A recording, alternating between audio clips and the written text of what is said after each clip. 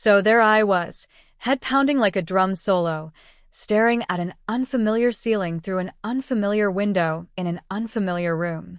I looked down at my hands. Bony. Dirty. Tiny. Oh no. Oh no. I transmigrated. The memories hit me like a tsunami.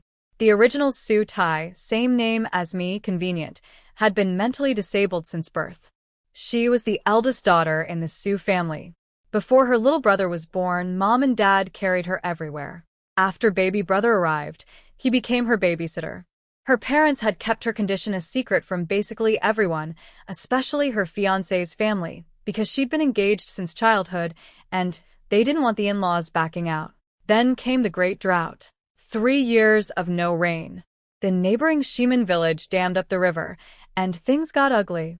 The whole village went to fight over water. Mom, Dad, and big brother Su Zhan all ran off to join the brawl, leaving 6-year-old little brother Su Ming in charge of me.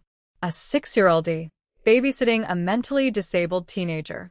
During a village war.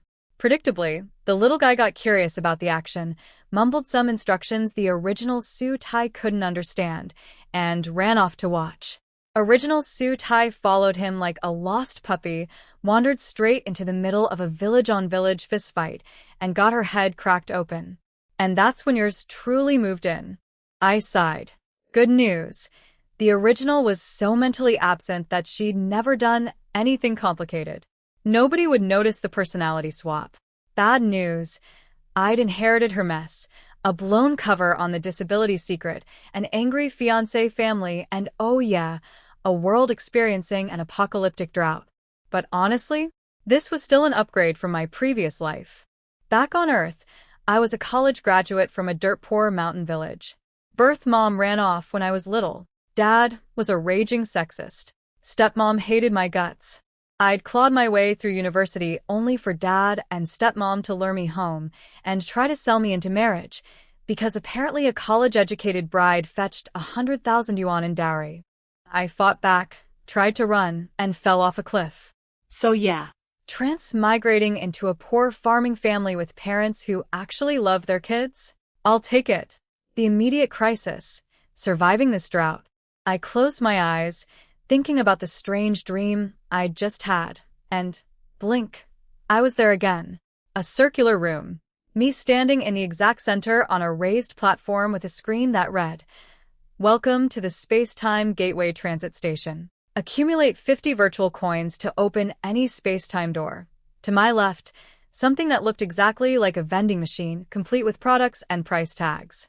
To my right, a cabinet labeled automatic trading counter. I spun around. The circular wall had 5 doors, labeled metal, wood, water, fire, and earth. All sealed shut. This was real. My heart nearly exploded with joy. I focused on the Su family home, opened my eyes, and pop, back on the crappy bed. I was about to dive back in and investigate properly when a woman's frantic voice came from outside. That would be Mom, Huncher. Xiao Tai. Xiao Tai. Are you okay? Before I could react, she burst through the door, threw herself at me, and started frantically patting me down. Her rough, calloused hand stopped on my bandaged head, and she wailed, "Why is your life so hard, child?" I looked away for 1 second, and this happens. She'd been at her maiden village recruiting reinforcements for the water war. Came back to find her daughter with a smashed head. Dad, Su Chunlin, followed her in, trying to calm her down. It wasn't working. Mom suddenly screamed toward the door, "You little brat. Get your butt in here." After the incident, Mom's side of the family had been worried Dad would literally murder Su Ming, so they'd smuggled the kid away to safety. Now he crept in, pressed against the doorframe, dirty face streaked with tear tracks, shaking like a leaf. "Big sis, I'm sorry. I'll never leave you alone again." Mom got angrier. "You know your sister's condition. You want a beating?" Susan. "Bring me my stick." I saw little Su Ming's tiny body flinch at the doorframe, and something in my chest squeezed. Before I could think, I blurted out, "Mom, don't hit little brother." The room went silent. Mom froze. Dad's jaw dropped. Su Ming at the door looked like he'd seen a ghost, then sprinted to my side. Big sis, you did you just talk? All three of them stared at me like I'd grown a second head. Then Su Ming reached out with his grubby little chicken claw hands, patted me all over like he was checking for imposters, and turned to Mom with a deadly serious nod. Mom. It's definitely Big Sis. Mom smacked him. I know it's your sister. Sweetheart, can you understand us now? I nodded. Mom and Dad grabbed each other and burst into tears of joy. In their minds, can understand words and take care of herself equaled completely normal person. The bar was underground and I cleared it. Big brother Sujan walked in, saw everyone sobbing, panicked, and when he found out I could talk now, started crying too. One family crisis averted. But before the happy tears dried, an angry mob showed up at our door. The leader, a woman named Dingshi, barged through our fence gate with a squad of tough-looking men, planted herself in the courtyard, and started screaming, "Su Chuanlin! Stop hiding, you coward! Your whole family hid the fact that your daughter's an idiot. My son Xiong Kai got engaged to a moron, and now he's the laughingstock of the entire village. You'd better give us an explanation today or we're not leaving. The fiancé's family. Here to raise hell about the broken engagement secret." Dad's face went pale. He and Mom exchanged a look, then rushed outside, leaving strict orders. Su Ming, watch your sister. Do not let her leave this room. Su Ming nodded like a tiny soldier accepting a critical mission. I couldn't just sit there doing nothing. So I climbed out of bed, crept to the door, and pressed my ear against the crack. Eavesdropping mode activated. My parents knew they were in the wrong for hiding my condition from the Xiong family, but after seeing how I acted earlier, they felt a bit more confident. When the Xiong family showed up at our door, my mom got angry right away. She insisted I wasn't stupid and accused them of just being sore about not getting any benefits from today's incident. Mrs. Ding, Xiong Kai's aunt, fired back that everyone in the village saw me acting strange, smiling and walking toward a fight like a fool. My mom grabbed a carrying pole and was ready to fight her. Then Xiong Kai himself stepped forward. He was plain-looking and spoke calmly, saying they came to talk things out. He explained that half the village had already come to laugh at him because of what I did, and his aunt couldn't take it anymore. My dad asked what he wanted. Xiong Kai bowed politely and said he wanted to cancel our engagement. My dad jumped up in anger. My mom was even faster. She smacked Xiong Kai on the forehead with the pole before he could dodge. The village chief arrived just in time with a group of people and broke things up. Xiong Kai wiped his head and said that hit made them even. Then he got nasty, saying his family was too poor to take care of a fool. If my dad insisted on sending me over, they'd just let me fend for myself. His aunt kept calling me stupid. My mom lost it and lunged at her. A big scuffle broke out. I was inside the house, worried about my family. I wanted to go help, but my little brother Su Ming grabbed my sleeve and wouldn't let go. I knelt down and whispered to him to go get Dad for me. That little rascal ran outside and screamed, "Dad!" I pooped the bed. Everyone froze. My dad charged inside ready to spank him, which is exactly what I needed. I grabbed Dad and calmed him down. I told him I was the one who tricked him inside. He tried to reassure me, saying the engagement wouldn't be called off and that he had leverage over the Xiong family. But I shook my head. I told him to just let it go. Xiong Kai was clearly not a good man, and if I married him, I'd only suffer. Since they were the ones breaking the engagement, they were in the wrong, and we could use that to demand compensation. That was the practical thing to do. Dad was surprised I was thinking so clearly. I thought to myself, any woman with eyes could see that marrying a shameless man like Xiong Kai would be a disaster. Dad laughed and agreed to squeeze whatever he could out of the Xiong family, then went back outside. I closed the door. While the arguing continued out there, I finally had time to study the space-time gate. Yesterday I only glanced at it, but today I noticed 3 buttons on the screen: virtual coin balance, auto trade, and a tool to buy transfer materials. I figured out how it all worked. The gate station is basically a trading post. I can sell any legal item by putting it into the auto trade cabinet. It scans the item, evaluates its quality and type, and gives me a price. I can accept or reject the deal. Successful trades earn virtual coins, and once I save up 50 coins, I can open a space-time gate. The gates seem to match their labels. The one marked water probably leads to a water world. That's perfect, because I need water. Lots and lots of water. From that moment on, I had only one thought in my mind: trade. When I came out of the space-time gate station, the arguing was still going on outside, so I just lay back down and tried to think of ways to earn virtual coins. Our family had almost nothing worth selling. Farm families usually make handmade crafts, but there was no bamboo around here, and whatever people made was rough and meant for home use. Plus, with the droughts so bad, everyone was worried about water. Dad wouldn't waste time helping me with something like that. Eventually, the noise stopped. Mom came in looking upset but put on a gentle face for me. She told me to forget about the Xiong family and promised to find me someone much better. Dad proudly told me he'd gotten Xiong Kai to pay us back 1 bag of grain and 2 full water jars within 3 days. I praised him and my brother Sujan too, since he'd helped in the fight. That cheered everyone up, though news of my broken engagement spread fast around the village. I didn't have time to worry about gossip. I started collecting stones from the dried-up creek near our house. It was the only thing I could think of to sell at the auto trade cabinet. Most creek stones only earned about 3 virtual coins per basket, but sometimes I'd find a low-quality jade piece worth 2 coins each. After several days of searching, I'd only found 3 or 4 jade pieces and had just over 30 coins total. Still not enough to open the water gate, which needed 50.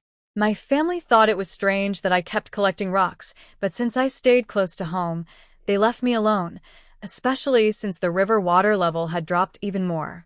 One night, I heard my parents sneaking around in the yard with all our wooden buckets. Dad told me to go back to sleep. The next morning, I saw half a jar of muddy water and mud-caked buckets in the kitchen. When Sujan came home, I asked him if the river had dried up. He was shocked I figured it out, then whispered the truth. The village chief had everyone secretly go dig out the last of the river water overnight before the sun could evaporate it. He warned me not to tell anyone because if the neighboring villages found out, there'd be a huge fight.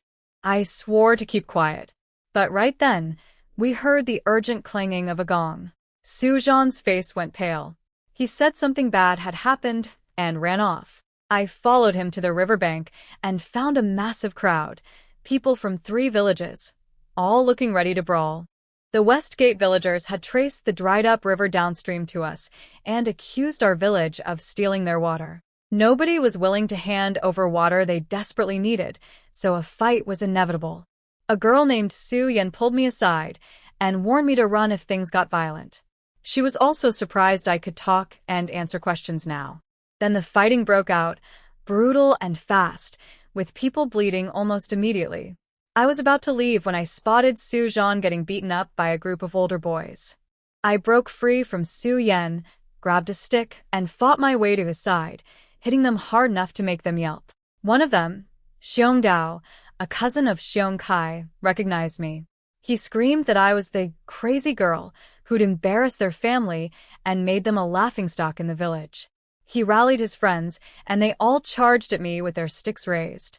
Just as those boys were about to attack me, a tall man stepped in front of me. He glared at them and shamed them for ganging up on a girl. He had a strong presence that made them freeze.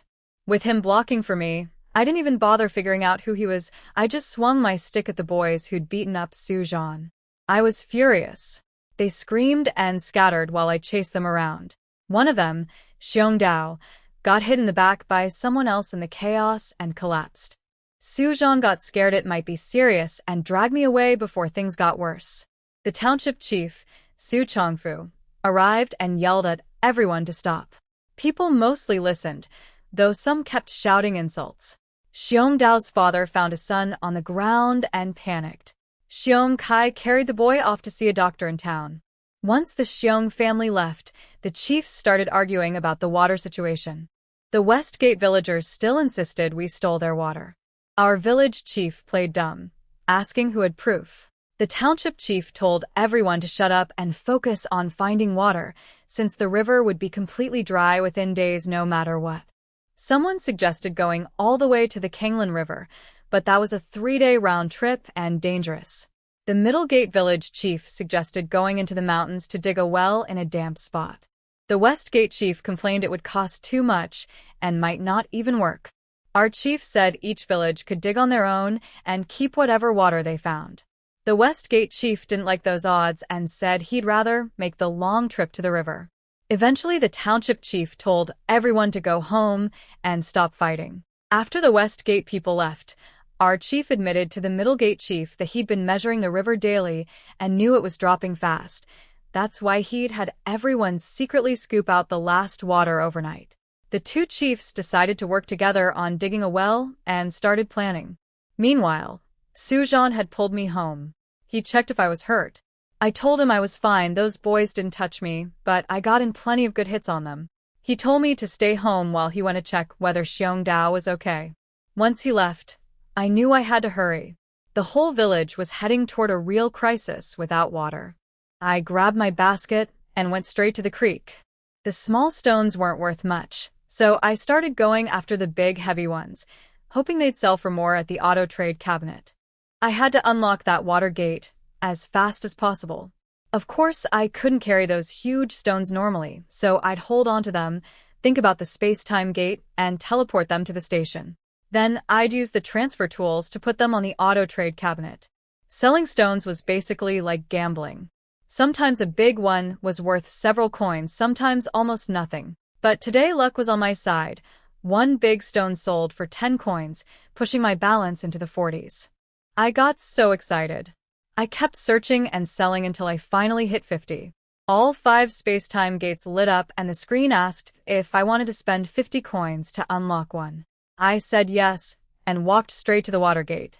A blinding light hit me, and when I opened my eyes, I was standing beside a tiny spring. It was small, but the water was crystal clear, bubbling up gently. I was so happy I splashed around and washed the dirt off my hands. When I went back to the station, I saw my balance had dropped to just 2 coins. The screen explained I'd only unlocked the basic level, just one small spring. Upgrading cost 500 coins. I could buy water at 1 coin per ton, or spend 50 coins for the right to place a spring in my world at a fixed spot. That was way too expensive for now. When I got home, Dad came back looking serious. He told Mom the village chief decided to dig a well, and every family had to pay 10 coins per person, 50 total for us. Mom said we didn't have a single coin left, and she couldn't borrow from her family, since their village was digging a well too. Dad decided to go to the county to ask his older brother for help. I learned that Dad's brother had sold himself as a servant to a wealthy family years ago, so Dad could have a start in life. Dad felt guilty about it, and hated asking him for anything. The next day, lots of villagers left to borrow money. With Dad gone and Mom helping dig the well, nobody was watching me. I'd already sold most of the stones near our house, so I headed into the mountains to find more. The mountains were terrifyingly bare. Everything edible had already been stripped clean. If this drought kept going, people would start dying. I searched for half a day, without finding anything good. Then I ran into a man who looked familiar. It was the one who'd protected me during the fight, though I couldn't place him at first. We just stared at each other awkwardly. Before either of us spoke, the village chief showed up and scolded me for wandering into the mountains alone. He introduced me to the man. His name was Shun Yi, and called me Su Chunlin's daughter. Shun Yi blurted out, the one whose engagement was broken off by the Xiong family. My face went dark. The chief quickly changed the subject, but Shun Yi apologized sincerely. He said he wasn't mocking me, he just had his own engagement canceled too. That shocked both me and the chief. The chief got furious when he heard the details. Shun Yi's father had died saving 4 people, including my dad, and one of the rescued families, the Mo family from Westgate Village, had promised their daughter to Shun Yi as repayment. Now they'd gone back on that promise. The chief cursed Westgate Village up and down, saying neither Shun Yi nor I should have ever been engaged to anyone from there. Shun Yi and I exchanged a glance, not sure what to say. I tried calming the chief down, telling him I'd already gotten my revenge by beating up some Xiong family boys. He suddenly got serious and asked quietly if I was the one who'd knocked down Xiongdao. I shook my head fast. I'd hit him, sure, but someone else landed the blow that really hurt him. The chief looked relieved and warned me to keep quiet about the whole thing, since Xiong Dao had serious internal injuries and the Xiong family was looking for someone to blame.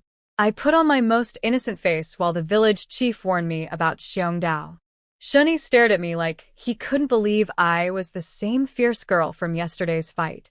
The chief went back to looking for well sites with Shunyi.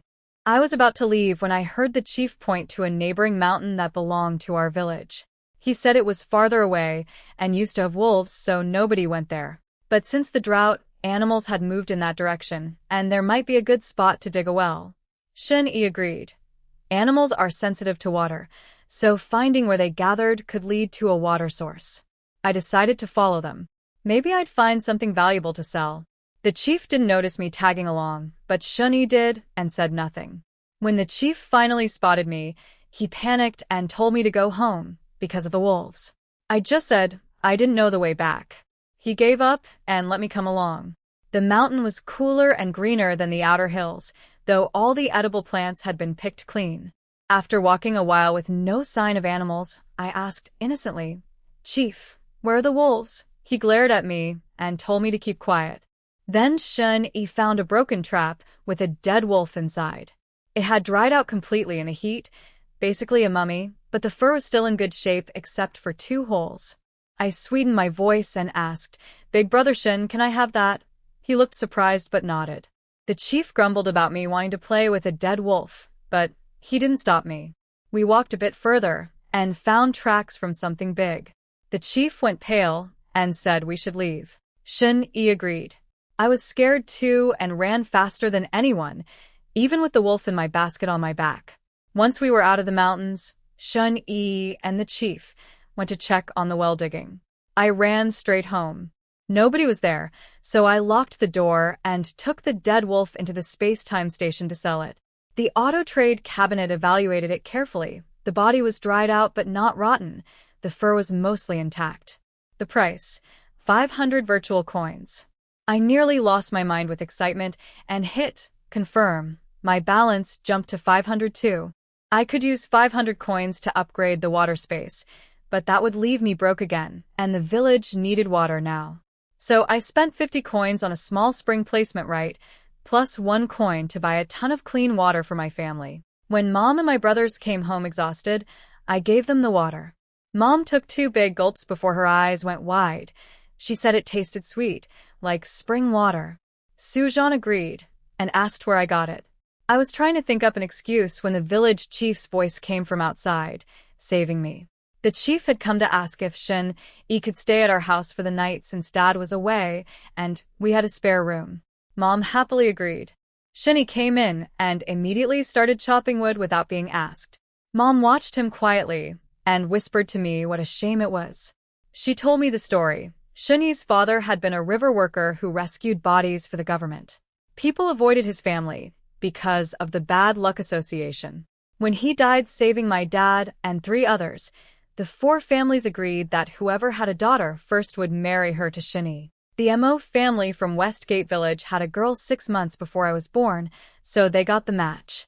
Mom sighed, saying Shunyi was so much better than Xiong Kai, but we just didn't have the fate. That's when I blurted out, "Mom." Shunyi's engagement was broken off by the Mo family. Mom choked on her own spit when I told her about Shunyi's broken engagement. She stared at me wide-eyed and told me not to spread rumors. I swore it was true. Shunyi said it himself. Mom's expression kept changing. She wanted to ask him about it, but felt it would be rude to pry. She told me to keep my mouth shut and not embarrass him. We finished cleaning the spare room. Shunyi had already chopped all the firewood. Mom went to cook dinner and had me help. I secretly swapped the cooking water for spring water. Then I saw Mom come in looking heartbroken. Our food was almost gone, and without water for the fields, the crops were probably all dead. Tears rolled down her face. I tried to comfort her, saying the well digging would bring good news soon. At dinner, the porridge was so thin you could see the bottom of the bowl. Mom apologized to Shunyi for the poor meal. He said not to worry, everyone was struggling, and he was grateful just to have a place to sleep. He said he'd check the situation tomorrow and probably head home. Mom nervously asked if they'd find water. He went quiet with a heavy look on his face. Her heart sank. The next morning, I got up early with my basket. Shuni caught me leaving and asked where I was going. I said I wanted to help with the digging. He seemed surprised. He noticed I wasn't like the other village girls and seemed more delicately raised. I want to check out the 2 well sites. One was on a shady hillside where a spring used to flow before the drought dried it up. The other was closer to the village. I decided to place my spring at the first spot. It made sense because there used to be water there naturally, and since digging had just started at that location, I could set the spring closer to the surface. I slipped away from Shinyi's site, entered the water space, and spent 50 coins on a spring placement, right, plus 1 coin for the transfer tool. After some effort, I got the little spring set in the right position underground. When I came back, villagers were already arriving to dig before the heat set in. The Middle Gate village chief, Zheng Quan, showed up too, complaining that his village had dug holes everywhere with nothing to show for it, while West Gate village people came to laugh at them. Our chief spat on the ground and declared they'd find something today no matter what.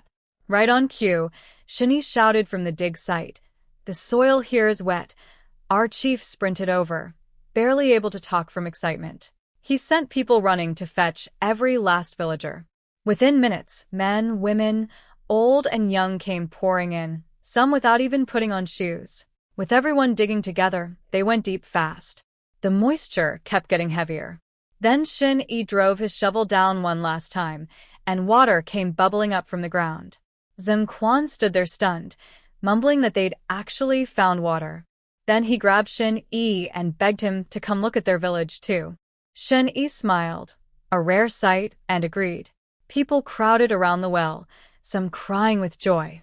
Shin-Yi told the chief the water flow wasn't huge and might not last, so they should guard the well and keep looking for more sites. Our chief agreed eagerly. Zheng Quan was anxious to get Shin-Yi to his village right away, and our chief reluctantly let him go, making Shin-Yi promise to come back that evening so he could throw him a proper thank you dinner. Shin-Yi got dragged off by the Middle Gate village chief before he could even refuse. I watched them go, feeling great about how things turned out with the spring. That evening, Dad came back from the county before Shin-Yi returned. The moment he heard about the well, he ran straight there without even stopping home first. He peered into the well and asked if there was enough water to irrigate the fields. Someone told him it was barely enough for drinking water, let alone farming. But Dad stayed optimistic. If one spot had water, there had to be more. Mom pulled him home and asked about the trip. Dad said his older brother gave him 1 tael of silver and some grain. His sister-in-law was watching, so his brother couldn't be too generous. Dad said the roads were dangerous. He'd seen several people get robbed along the way. Luckily, he looked so ragged that nobody bothered him.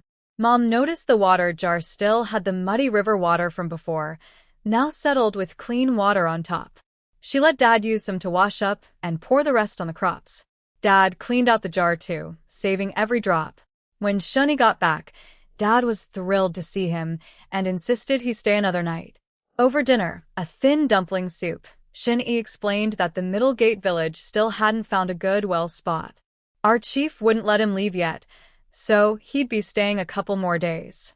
Dad told him he was welcome at our house as long as he needed. After dinner, Mom told Dad about Shin-Yi's broken engagement. Dad exploded. He stormed out and confronted Shin-Yi about it. Shin-Yi tried to play it down, saying the Mo family never formally engaged him and it wasn't a big deal. Dad wouldn't hear it. Shin-Yi's father died saving people, and this engagement was supposed to honor that sacrifice. Shin-Yi calmly explained that the Mo girl refused to marry him. She'd even run away from home at night and fallen into a ravine, nearly dying. Her father got scared and felt he couldn't force her. And there was more. It was Xiong Kai who rescued her and carried her home. Everyone in Westgate Village saw it, so her reputation was damaged. Mr. Mo said forcing the marriage would only hurt Shin-Yi and gave him a bag of grain as compensation.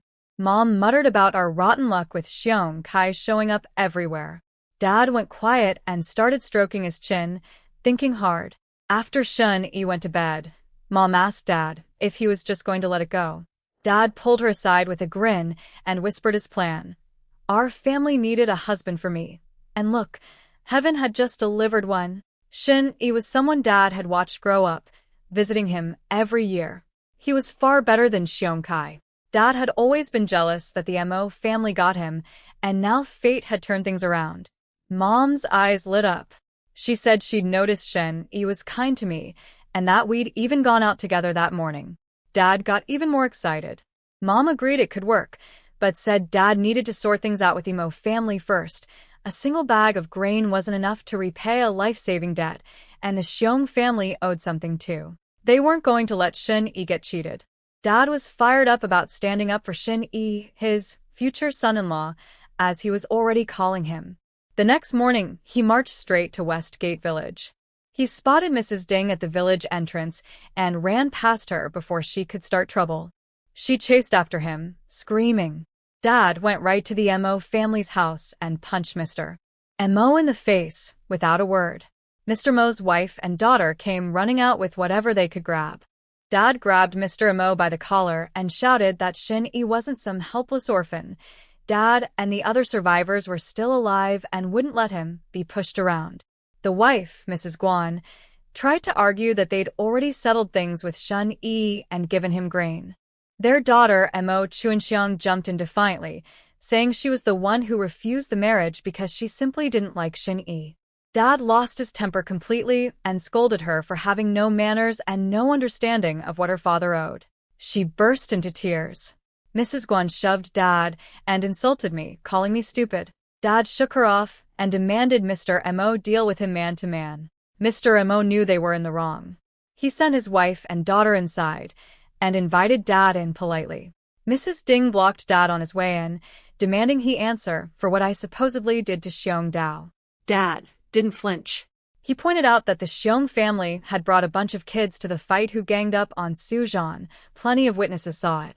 He said if she wanted to push it, they could take it to the magistrate, and if it turned out I wasn't the one who injured Xiong Dao, Dad wouldn't let it go. That shut her up. Mr. Mo helped by telling her she had no real evidence and that everyone knew I was too delicate to cause that kind of injury. Mrs. Ding left, fuming. Once she was gone, Dad told Mr. Mo to pass a message to the Xiong family. Our family doesn't start trouble, but we don't back down from it either, and Dad's brother in the county had connections. If they kept blaming me without proof, Dad would come after them for everything, old grudges and new. Then Dad got down to business about the engagement. He told Mr. Mo plainly that one bag of grain might count as a penalty for breaking the engagement, but it couldn't possibly repay a life-saving debt. Mr. Mo admitted he was right. Dad asked one final time if the Mo family truly wouldn't honor the marriage. From inside the house came a commotion, clearly the daughter making her feelings known. Mr. Mo sighed heavily and confirmed it was over. Dad told him not to regret it and walked out without looking back. After he left, Mo Chuanxiang stomped her feet and cursed, saying Dad was only so bold because her brothers and Xiong Kai were away fetching water from the Kanglin River. Mrs. Guan convinced herself that Dad's real motive was to get Shin-yi to marry me instead. She figured Dad wasn't truly standing up for Shin-yi out of kindness. Even Mr. Mo seemed to buy that theory, and somehow it made them all feel better about the whole thing. Dad had no idea what the Mo family thought of him after he left. He was in a great mood walking home. Passing through Middlegate Village, he spotted a group from Westgate Village coming back and quickly hid behind some bushes. They looked terrible. Their village chief was jumpy and scared. Xiong Kai was holding his injured shoulder. They'd gone all the way to the Kanglin River to fetch water, but got ambushed on the way back. Their water was stolen and several people got hurt. Dad watched them limp past, then ran home the other way. That evening at dinner, Dad told Shin-yi he'd gone to confront Mr. Mo. He described how rude the Mo daughter was, proudly admitting she was the one who broke the engagement, then crying when Dad scolded her. Her mother even tried to shove Dad around. Shin-yi felt bad and said Dad didn't need to fight his battles. He admitted that marrying someone who didn't want him would only mean a miserable life anyway. Dad nodded approvingly and then casually dropped, "If you really can't find a wife, I'll just marry Su Tai to you." I choked on my food. Shin-yi looked startled and glanced at me. His tanned face turned a little awkward. Mom quickly changed the subject to the well digging. Shin-yi reported bad news. 3 more spots were dug in our village with nothing to show for it. Middlegate Village was even worse off. Their chief said they'd try one more day, then give up and head to the Kanglin River. Dad immediately shot that down, telling everyone what he'd seen. Westgate Village went with a big group and still got robbed. Mom started crying, worried about her family in Middlegate Village. I tugged Mom's sleeve and suggested we bring some of our water to her family the next morning. Shin-yi agreed they were running dangerously low. Dad slammed the table and declared he'd go help dig too. We set out before dawn the next day. At Middlegate Village, Mom's brother and the other villagers looked exhausted, with dark circles under their eyes. They'd been digging all night, without finding a drop.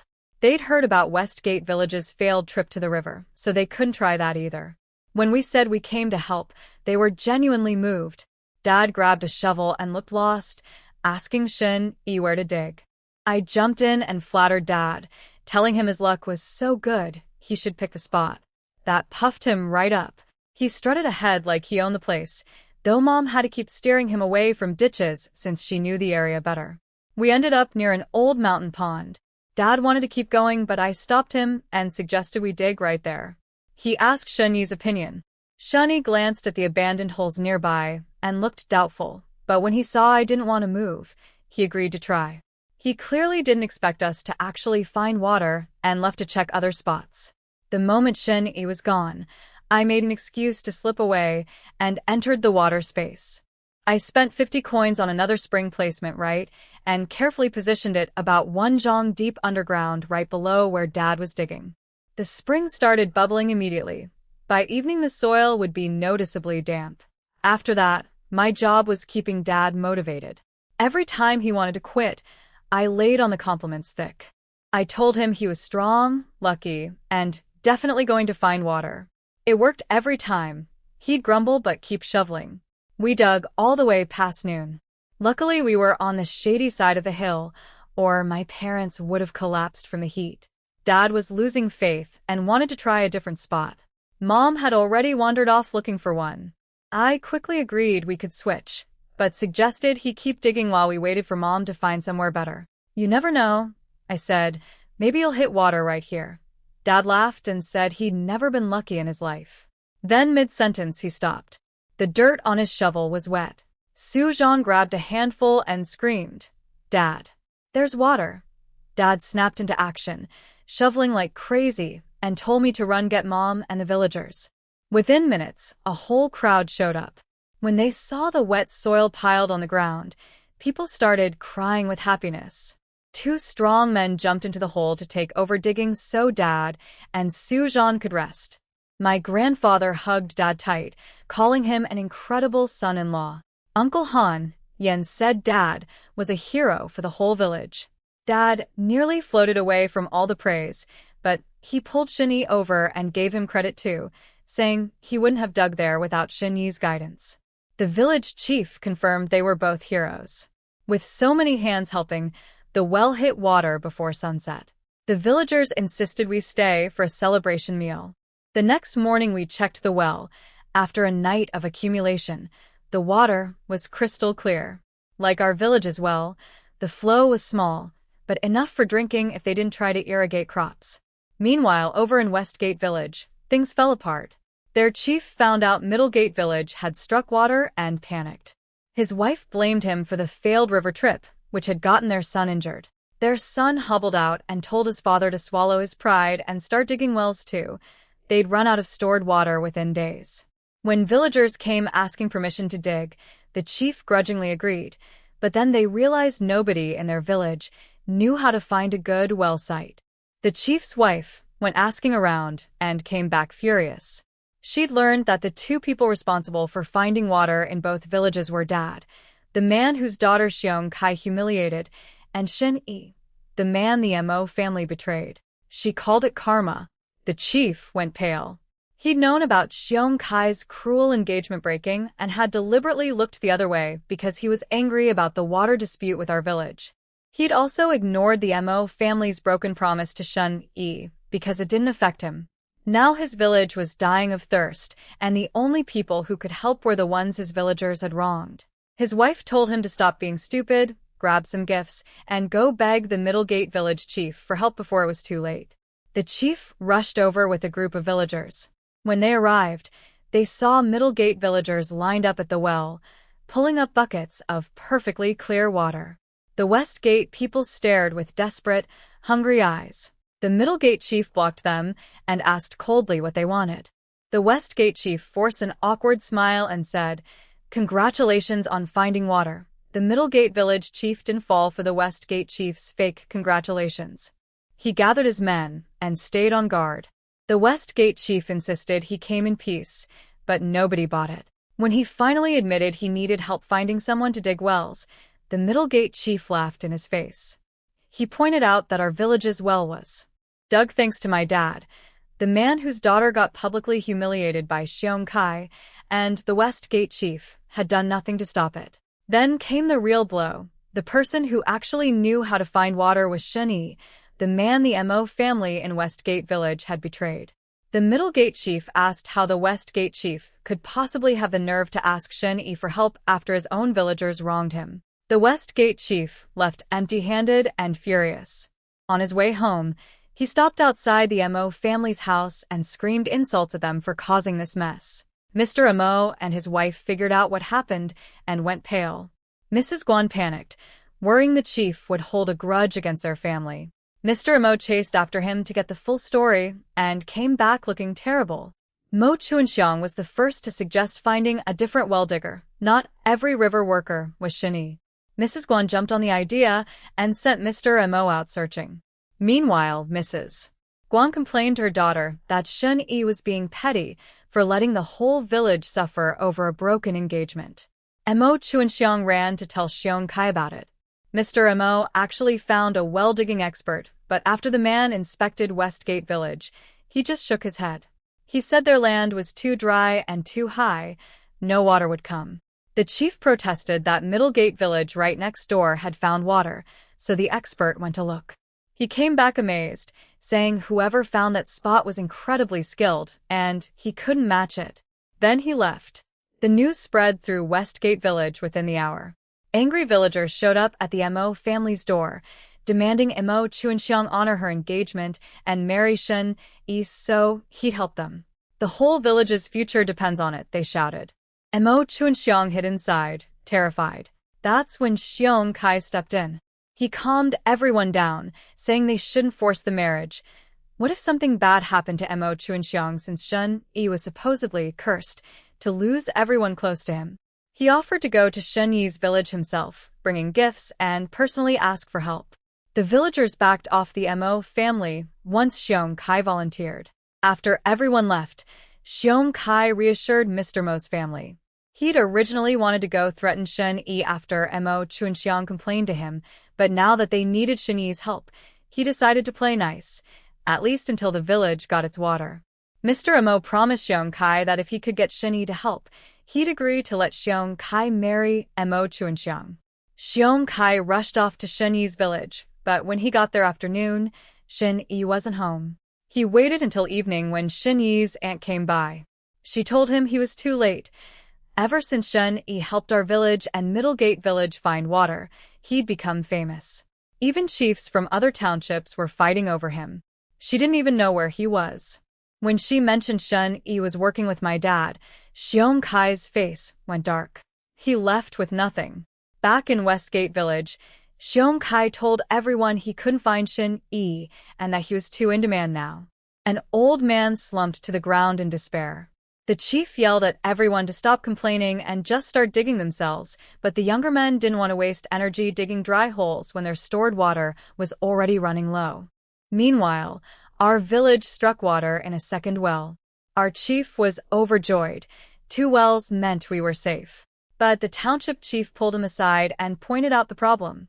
Westgate village still had no water, and their supplies were almost gone. As township chief, he couldn't just let them die of thirst. Our chief wasn't willing to share our wells, though, and the villagers would never agree to it either. The township chief spotted me nearby and asked where Dad and Shen Yi were. I told him they'd gone to Panlong Township. The chief there had hired them for 2 taels of silver, and Dad had made big promises, so they couldn't come back until they found water. Here's what had been happening. After our success in Middle Gate Village, Dad got way too confident. He insisted on tagging along with Shani everywhere, acting like his partner, taking credit and making bold promises to everyone. The first time they went to a new village, I secretly bought another spring placement to help them succeed. But the second time, I decided to teach Dad a lesson and stayed out of it.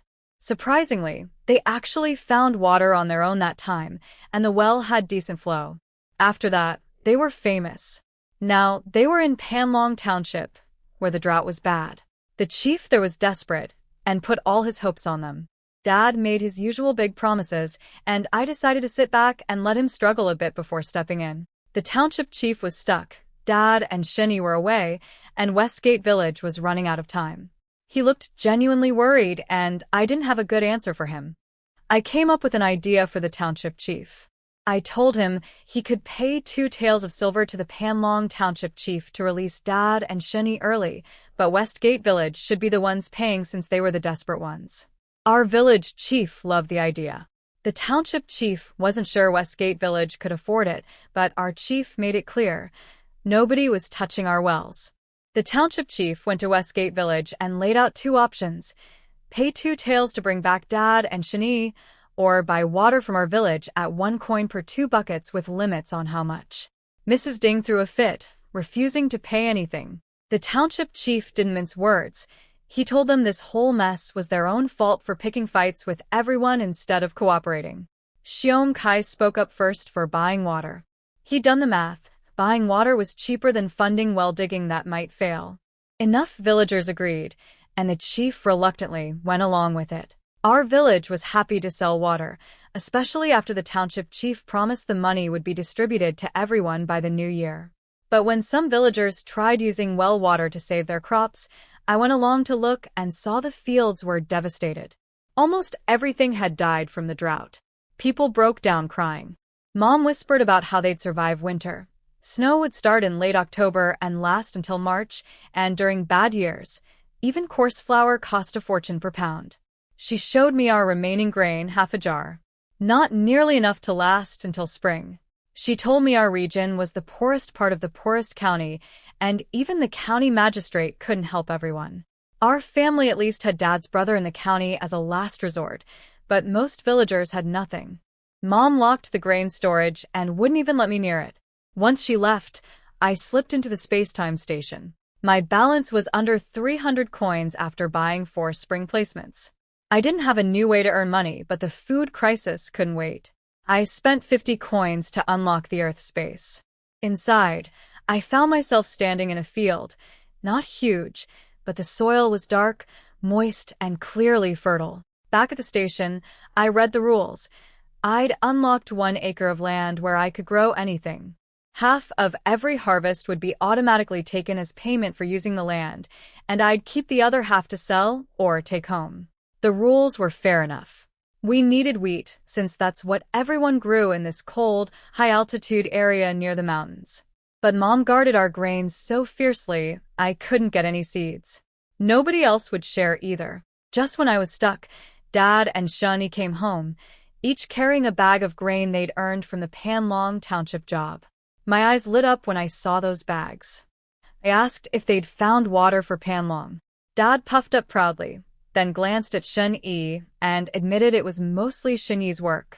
Mom rolled her eyes and scolded Dad for causing trouble and nearly dragging Shun-Yi down with him. Dad couldn't argue with Mom's scolding. Shun-Yi defended him, saying Dad just wanted to earn money for grain. Shun-Yi told me wheat prices had jumped to 35 coins a pound, and by winter it could double. Things were getting serious. Mom immediately locked away the new grain. So, I turned to Shun-Yi. When we were alone, I awkwardly asked if I could borrow some of his wheat. He looked confused but didn't press me. He just handed me the entire bag, about 10 pounds, and said he had reserves at home. I promised to pay him back double in a few months, then asked him how to grow wheat. He stared at me for a moment before patiently explaining everything.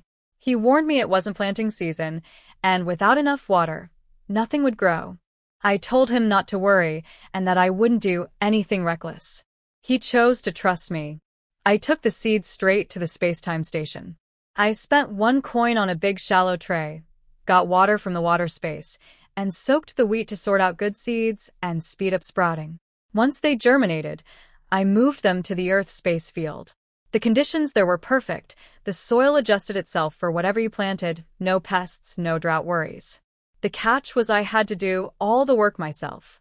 The station offered helper animals called ground squirrels, but hiring 2 for 1 acre cost 1,000 coins per year. I couldn't remotely afford that. It took me 2 full days to plan everything. Dad had learned his lesson from the Panlong Township disaster and was turning down all new well-digging jobs. Shun-yi had been called away by the town magistrate. When I finally stepped outside after 2 days, Mom came running home yelling for me to grab brooms and sticks. A rich landowner named Mr. Ma from our market town had come to cause trouble at our well. Mom explained on the way, Mr. Ma owned several wells and had been selling water across the region at 2 coins per bucket. Our village was selling at 1 coin for 2 buckets, way cheaper. People were coming from far away to buy from us instead of him, and he was furious. When we arrived, Mr. Ma's men were blocking the line of water buyers, mostly West Gate villagers.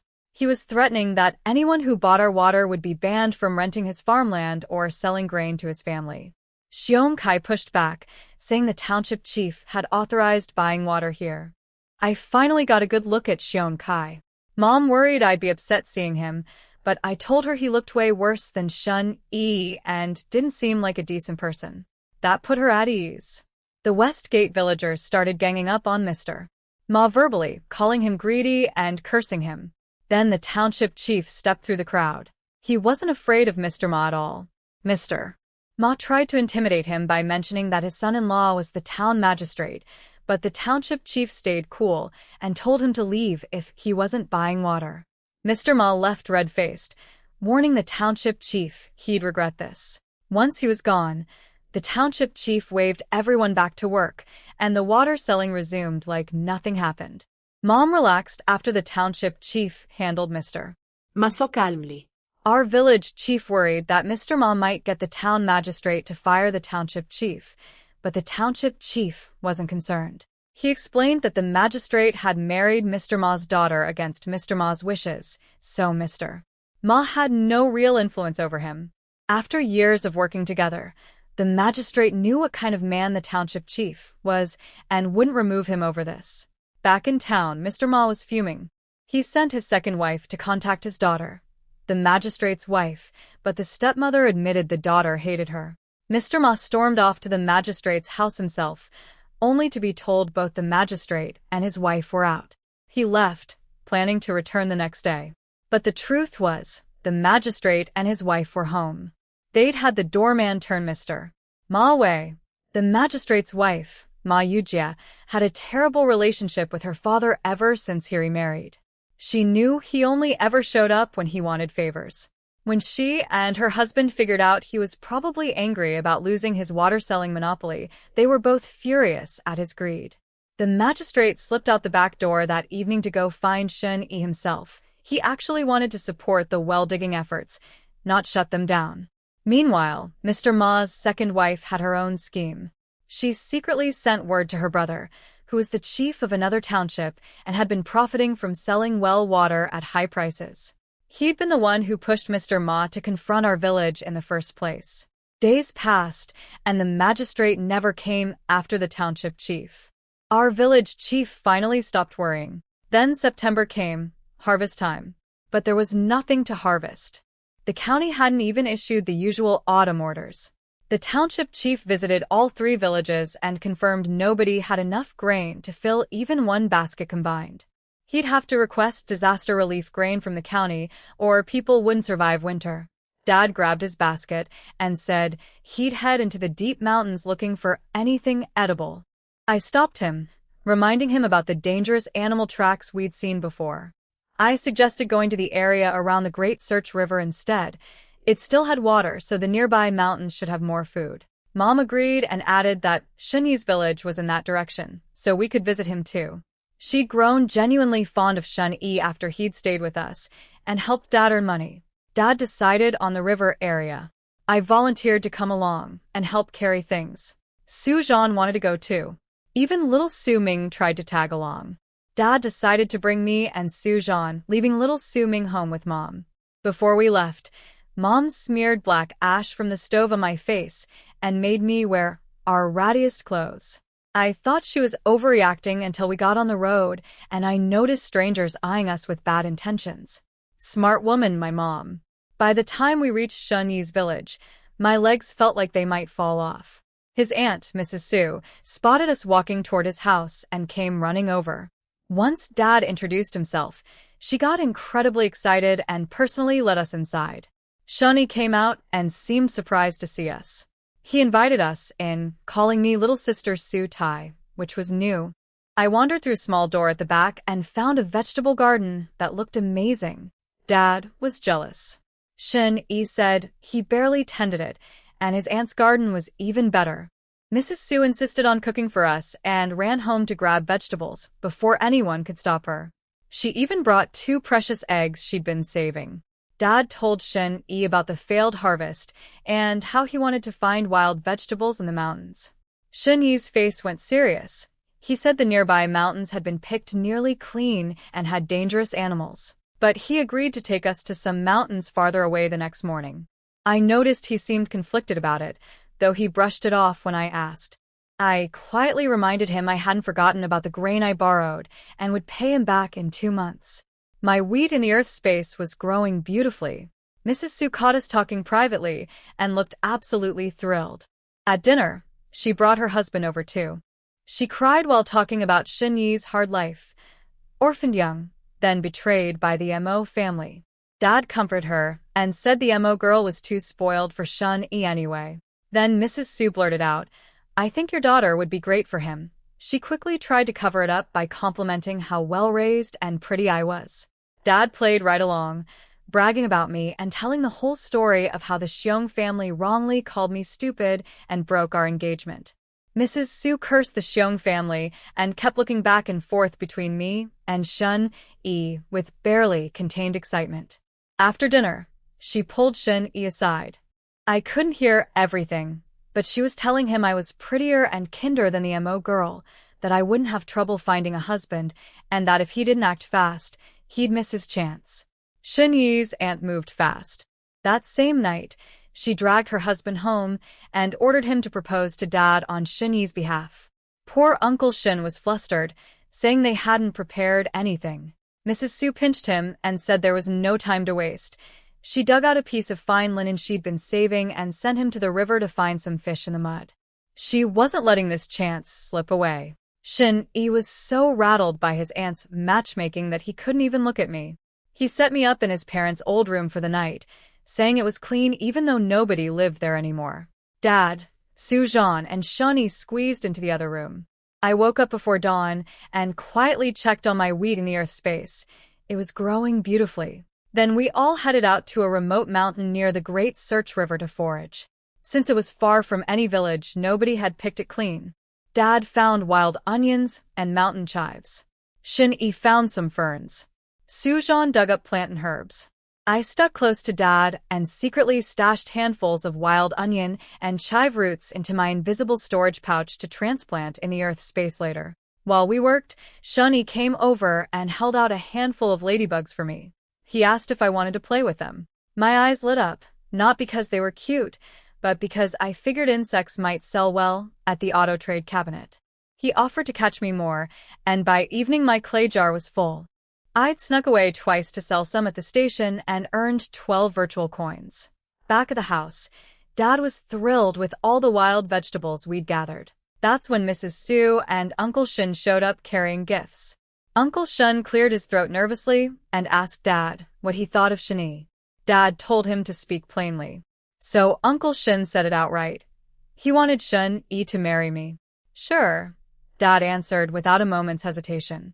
Mrs. Su nearly exploded with joy. She suggested they settle the engagement right then, and there since our families lived far apart, and this saved an extra trip. Dad was surprised at the speed but agreed. Mrs. Su even called over several village families as witnesses. After what happened with the Mo family, she wasn't taking any chances. Shun Yi and I stood in the yard, listening to our families finalize everything. We glanced at each other, then quickly looked away. I was mostly calm, but Shun Yi's face turned red. Once the witnesses left and darkness covered everything, we both quietly exhaled with relief. The next morning, we packed up to leave. Shun Yi had gotten up early and gone into the mountains alone to fill a whole basket with fresh wild vegetables for us. Dad was impressed by his work ethic. Dad made an excuse to send Su-jeon ahead, leaving me and Shun Yi alone in the yard. Shun Yi gathered his courage and looked at me directly. Su-tai, we're engaged now. Are you Willing to marry me? If you're not, I won't force you. I smiled and sat down on the steps, resting my chin in my hands. Marrying you doesn't seem bad at all. You're way better than Xiong Kai. You really think I'm better than him? He looked almost startled. I nodded seriously and told him everything, that Xiong Kai was selfish, petty, and narrow-minded, while Shun Yi was generous, kind, loyal, and principled. And honestly, you're better looking too, I added. Don't worry, I'm not like the Mo girl. Dad agreed to this marriage, and as long as you don't wrong me, I'll never break this engagement. Shun Yi looked relieved and promised he'd never let me down. We smiled at each other until Dad's loud, fake coughing interrupted us from outside. Shun Yi insisted on walking us home. He practically followed us all the way to our village. Dad had to argue with him to turn back. When Mom saw the packed baskets we brought home, her eyes went wide.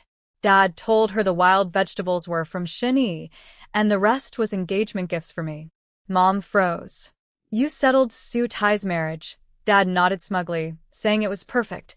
Both Shun Yi and I had been rejected by our previous matches, so neither family could judge the other. Plus, it repaid the life-saving debt. Mom dug through the gifts. Under a layer of straw, she found a bundle containing a piece of fine linen, a copper hairpin, and a whole tael of silver.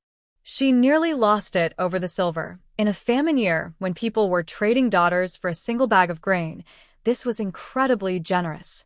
She decided to save the silver for me to bring into the marriage, so I could hold my head high in the Shin household.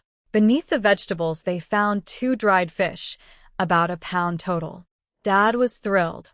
Then, in the second basket, under more vegetables, were 2 freshly killed rabbits. Mom and Dad almost went crazy. Neither had tasted meat in 3 years. Their eyes practically turned green. Mom asked how to handle the rabbits. Dad said make jerky. Mom suggested maybe cutting off a little for soup. Dad agreed instantly. They looked at each other, slightly embarrassed by their own eagerness. I rushed over and begged Dad to save the rabbit skins for me. He thought it was strange, but agreed since the rabbits were technically my engagement gifts. I took the skins straight to the auto-trade cabinet. Both were intact except for wounds on the heads, so they sold for 50 coins each. Between the insects, wild plants, and rabbit skins, I'd earned 150 coins on this trip. I planted the remaining half-acre in the earth space with wild onions and chives. Dad told the neighbors about my engagement while he cleaned the rabbits outside. The next day at the well, village women swarmed Mom for gossip. One widow named Mrs. Sun said she'd been planning to match me with her nephew, a widower whose wife died in childbirth. Mom's face went cold immediately. She told Mrs. Sun her daughter was marrying someone who'd never been married before. Mrs. Sun got nasty, saying I used to be a fool and was rejected once already, so I should be grateful for any match. Mom exploded and attacked her. They rolled around fighting until the village chief's wife broke it up. Mrs. Sun played victim, but the chief's wife scolded her for deliberately provoking Mom. Then she turned to Mom and told her to calm down too. Mom fired back that she'd already told Mrs. Sun I was engaged, but the woman kept pushing her widower nephew. Shun Yi gave us a whole tael of silver, fine fabric, fish, and rabbit meat as engagement gifts, Mom shouted. What could your widower nephew offer, Mrs. Sun was furious, saying even buying a wife didn't cost a whole tael of silver. Mom lifted her chin proudly and asked everyone, wasn't she right to turn down Mrs. Sun's nephew? The villagers all nodded. Mom pressed her advantage, saying Shun Yi's generous gifts proved how much his family valued me.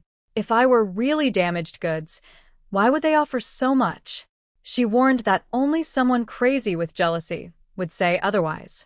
The news about Shun Yi's lavish engagement gifts for me spread fast. Over in Westgate Village, Mo Chuanxiang had just finalized her engagement to Xiong Kai and was happily sewing new clothes with her mother when a nosy woman came by with the gossip.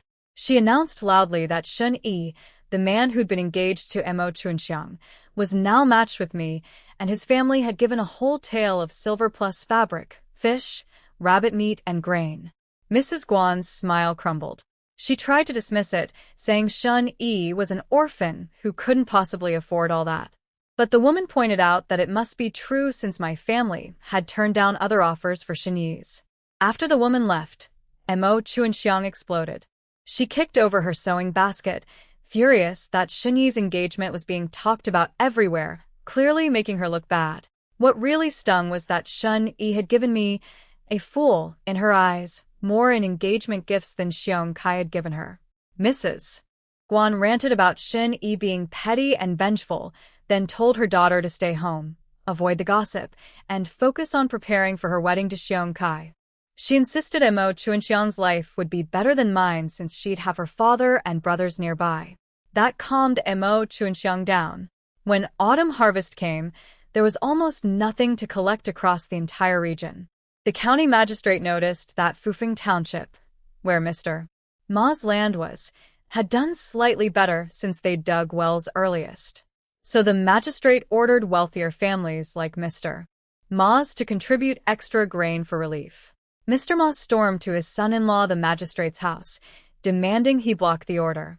The magistrate calmly told him it was just a small extra contribution and would earn the family goodwill. Mr. Ma refused and threw a tantrum. Then Ma Yujia, the magistrate's wife and Mr. Ma's daughter, walked in.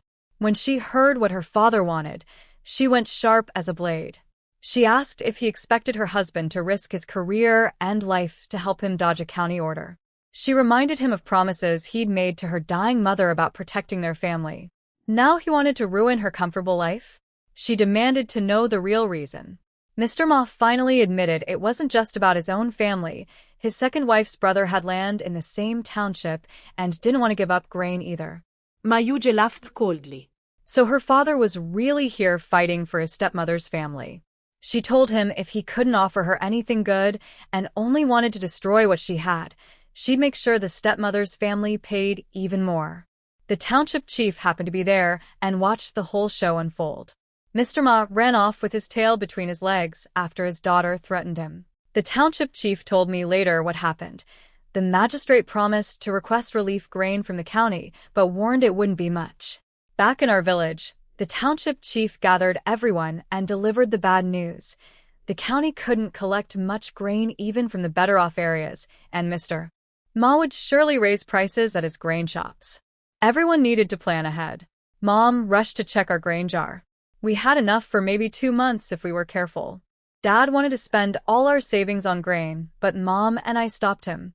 We'd need money for warm clothes, medicine, and emergencies. I told my parents not to worry. I'd already arranged with Shun Yi to get grain at a lower price. They grabbed my hands and asked if that was true. I promised it was. They trusted Shun Yi completely, so they agreed to hold off spending everything. By late October, relief grain finally arrived. Each family got one tiny bag, barely enough for a month.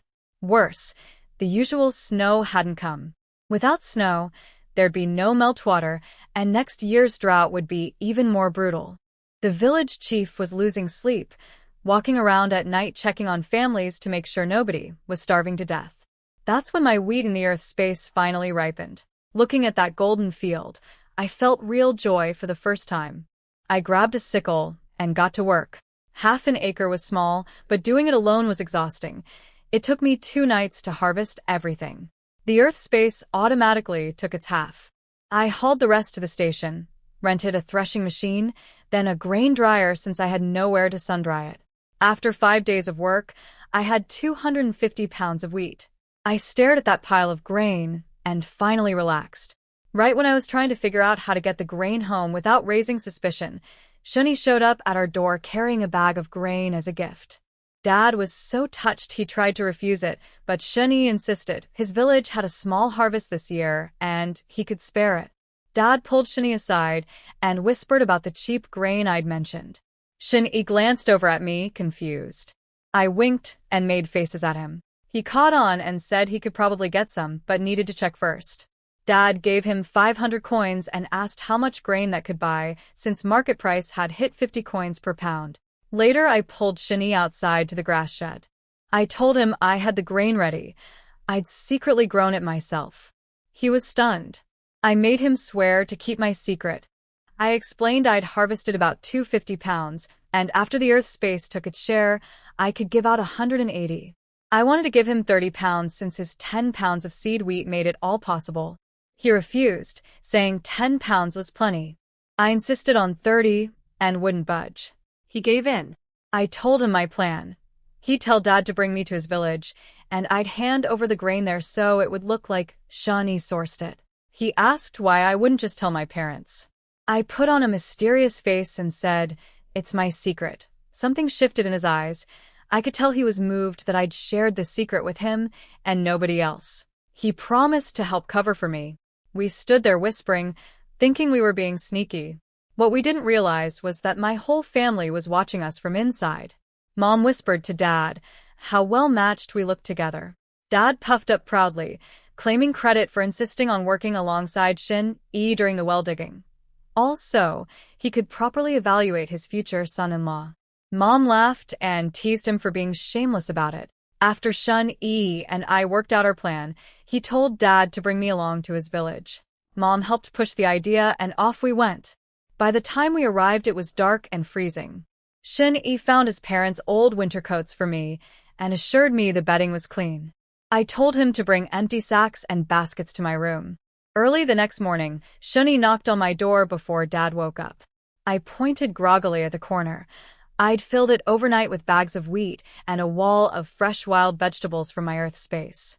I told him to keep 30 pounds of grain and some vegetables for himself, put 20 pounds of wheat and some greens in Dad's basket, and sell everything else. I had about 800 pounds of wild vegetables total. I told him to sell the vegetables to wealthy families at good prices and sell the grain cheaply to families who really needed it. I'd already replanted my entire acre in the Earth space with more wheat for a March harvest, so I wasn't worried about food. But I needed cash, both real money for my family and virtual coins for upgrades. I also asked Shun-E to buy me some fast-growing vegetable seeds. When Dad woke up and found his basket loaded with fresh vegetables and grain, his jaw dropped. Fresh greens in the dead of winter? Shun-E kept a straight face and said he'd found them deep in the mountains. He charged Dad only 500 coins for 20 pounds of wheat, less than half the market price. I dragged Dad away before he could ask too many questions. On the way out, Shun-E secretly stuffed the 500 coins back into my hands. At home, I snuck into my room and quickly swapped in another 20-pound bag of wheat and more vegetables from the space-time station before anyone saw. When Dad discovered my basket also had 20 pounds of grain, he panicked about taking advantage of Shun-E and wanted to run back immediately. I stopped him, joking that he could make it up by giving me a bigger dowry when I got married. Mom scolded me for being shameless, but Dad calmed down. In December, snow finally came, just a light dusting, but the whole village cheered. Shun-E came to visit, worried about heavier snow ahead.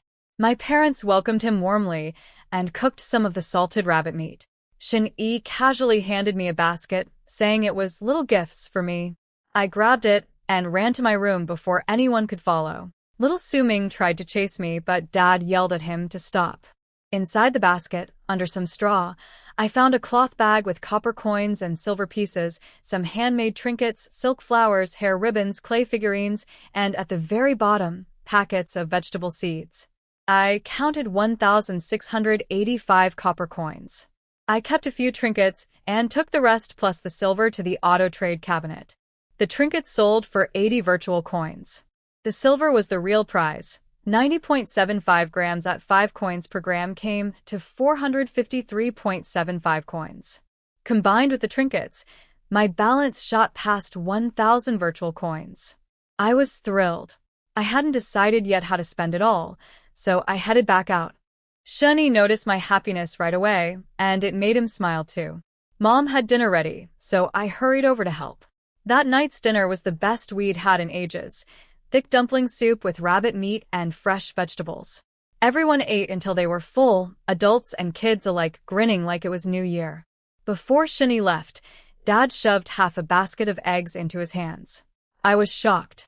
Mom told me later that Dad had felt guilty about getting so much grain from Shani, so he'd been secretly trading copper coins and grain for eggs over the past weeks. In times like these, eggs were precious. That half basket was worth at least 500 coins. After Shani left, Dad and Sujan sealed up the fence and bolted the front door. Winter hibernation officially began. The whole family spent most of the day in bed under blankets, barely moving to save energy and food. This was perfect for me. I could sneak into the earth space to work without anyone noticing. I needed to upgrade the land, which required turning in 1,000 pounds of crops total. So far only 250 had been counted. I cleared a third of my acre for vegetables since they grew faster than wheat, and sold the uprooted wheat seedlings for 30 coins. My parents calculated our food supply behind their bedroom wall. 43 pounds of grain left, barely enough to last until spring. Dad said he'd buy more from Shun-E if needed. Mom started talking about the future, building extra rooms for Sujan's future wife, a room for me to stay in when I visited home, and guest rooms so Dad's brother could finally come for New Year. It was sweet. Then their conversation took a turn that made my face burn red. I pressed my pillow over my ears and decided I desperately needed to earn money fast so this family could get more rooms and I could have some peace and quiet. A month later, my vegetable seeds sprouted into cabbages. The Earth space conditions were so perfect that they'd be ready to harvest in just another 2 weeks. But before I could celebrate, the village chief came banging on our door in the freezing cold. His face was grim. A wave of illness had hit the village. 3 elderly people died 5 days ago, and it had been getting worse every day. 7 more died today, including 6 children, one not even a month old. He was going door to door checking on families. Dad said we were all fine. The chief wiped his tears and moved on. Mom immediately checked everyone. At first we seemed okay. But that night, Sujan burst into our parents' room screaming that little Su Ming had a fever. Dad tumbled off the bed. Mom started crying before her feet hit the floor. I got up and found them in Su Ming's room with a candle lit. They wouldn't let me or Sujan inside. I asked questions through the door. How hot was his forehead? Was he cold? How was his energy? Dad said Su Ming was exhausted and freezing. That meant his temperature was still climbing. In a place with no real medicine a simple fever could kill. I told Dad we couldn't just sit there. We needed a doctor. Mom seized on the idea like a lifeline. Dad promised to go at first light. I insisted on going with him, saying 2 people were better than 1. Mom almost objected but then thought better of it. She'd noticed I was calmer in emergencies than either of them, and let me go. Dad and I set out before dawn, bundled in heavy coats stuffed with animal fur and dried plant fibers. They were clumsy but warm. The snowy road slowed us down, and by the time we reached town, it was already light. When we found the clinic, my heart sank. The doors were shut tight, and there were frozen bodies lying outside.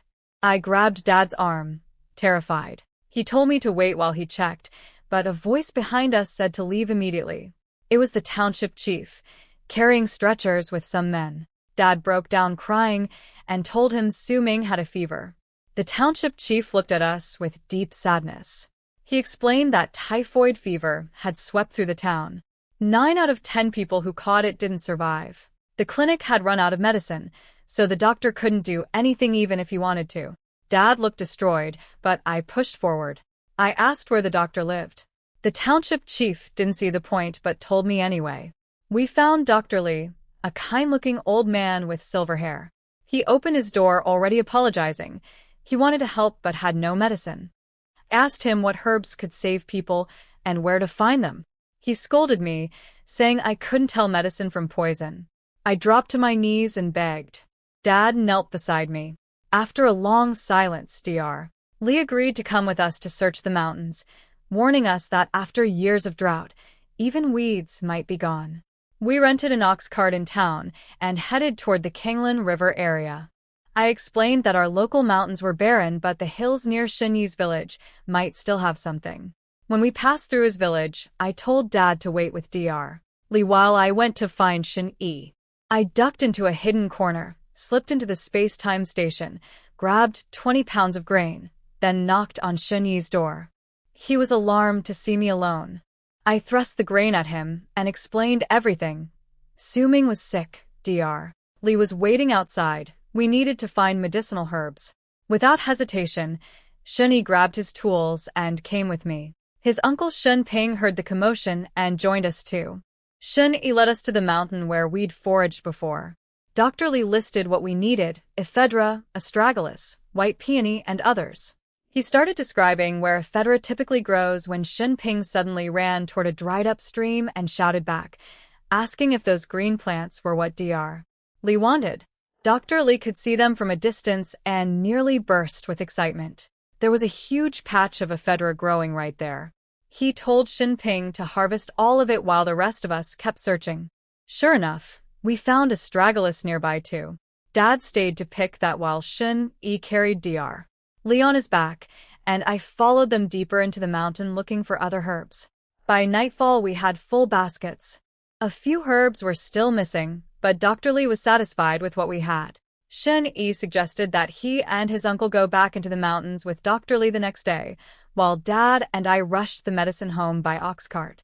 He also said we should send more people to gather the ephedra and astragalus since there was plenty left. Dr. Lee carefully separated out a dose for Su-ming and told Dad to take it home immediately. The rest was to go to the town magistrate, along with instructions Dr. Lee would write out. The magistrate would know how to distribute it to the sick. Dad couldn't wait until morning. Su-ming was sick at home. He looked at me apologetically and asked if I'd be okay staying at Mrs. Su's house overnight while he rushed the medicine back. I told him to go and not worry about me. Shenyi dug out an old lantern so Dad could see in the dark. Dad drove the ox cart through the night, nerves on edge the whole way. He got home well past midnight. Mom hadn't closed her eyes once. He shoved the medicine into her hands and told her to boil it for Su-ming immediately, then turned the cart around to deliver the rest of the herbs to the town magistrate. The magistrate praised him, but Dad couldn't think about anything except his sick boy. When he finally got home, Sujan met him at the door, grinning. Dad, his fever broke. He even ate a little. Dad wiped his face and cried with relief. The village chief showed up almost immediately. The magistrate had already sent word down about the herbs. He asked if they needed more hands to gather medicine. Dad said yes, and the chief sent his son and several young men from the village. They loaded up the ox cart and headed for Shenyi's village.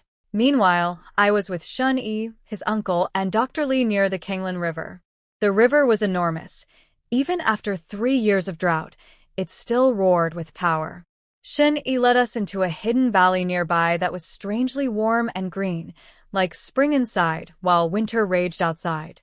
Dr. Lee was amazed and started talking about retiring there. Shen-yi quickly shut that down. Locals called it Devil's Valley. In warmer months, violent storms came without warning and had killed or injured many people who wandered in. He said we'd go in quickly, find what we needed, and get out. That sobered everyone up fast. But the valley was rich with plants, and Dr. Lee found several rare medicinal herbs he couldn't find anywhere else. We filled every basket and sack we had before Shen-yi pulled us out. Everyone breathed easier once we were clear. Back at the village, we found that Dad had already arrived with reinforcements, and even the town magistrate had come personally with his own people. With officials taking over the herb gathering, we could finally step back. Mrs. Su brought us food and fussed over how thin my face had gotten in just 2 days. Shenyi stared at me, then went inside and brought out the 20 pounds of grain I'd given him, trying to return it. Dad and I both shouted, "No," at the same time. Dad insisted Shen-yi had done too much for us already. I agreed and told Shen-yi to keep it, and if he had more grain than he needed, to save it as seed for spring planting. I figured wheat grown in the earth space would produce quality seeds. When Dad and I got home, we learned that the medicine had already reached every sick person in the village. Mild cases were recovering, and severe ones were improving. The village chief came to thank us, saying he'd heard the whole story, how I'd knelt before Dr. Lee, and insisted on going into the mountains in winter. Dad proudly confirmed it was all my doing. He admitted he'd been too panicked to think straight, and I was the one who kept pushing forward. From his bed, little Su Ming called out in a wobbly voice, "Big sister, thank you." I smiled and told him not to be silly. When I was sick before, he was the one who stayed by my side. Taking care of him was the least I could do. Mom brought me a thick bowl of dumpling soup and told me to eat and sleep. I did exactly that, slept straight through to the next day. Mom kept sneaking in to feel my forehead, worried I'd caught something too. When I finally woke up refreshed, I realized I hadn't checked my earth space in days. I slipped in and found the cabbages had grown even more. At this rate, they'd be ready to harvest in 5 or 6 days. I came out of my room humming happily and found the main hall piled with gifts, dried vegetables, pickled greens, eggs, small bags of grain, and even 2 wild chickens and a rabbit. Mom explained that after the magistrate spread the word about what we'd done, traveling through winter to find medicine and giving it all away for free, grateful families from across the town had come to thank us. Some brought food. Others just came to bow and say thanks while I'd been sleeping. Mom said this extra food meant we might actually make it through to spring. Even better, New Year was just 4 days away, and she could finally cook a proper holiday meal. While my parents and Su Zhan were busy helping with funerals for villagers who didn't survive the illness, I was home alone with Su Ming. I slipped into the space-time station, rented a grinding machine, and milled 20 pounds of wheat into 16 pounds of fine white flour and 4 pounds of bran. White flour was a luxury only rich families could afford. Poor families like us always ate coarse flour mixed with bran. I took over cooking for Su Ming. With the white flour, a head of cabbage from my earth space, and some salt, I made cabbage pancakes pressed against the side of the pot and cabbage noodle soup.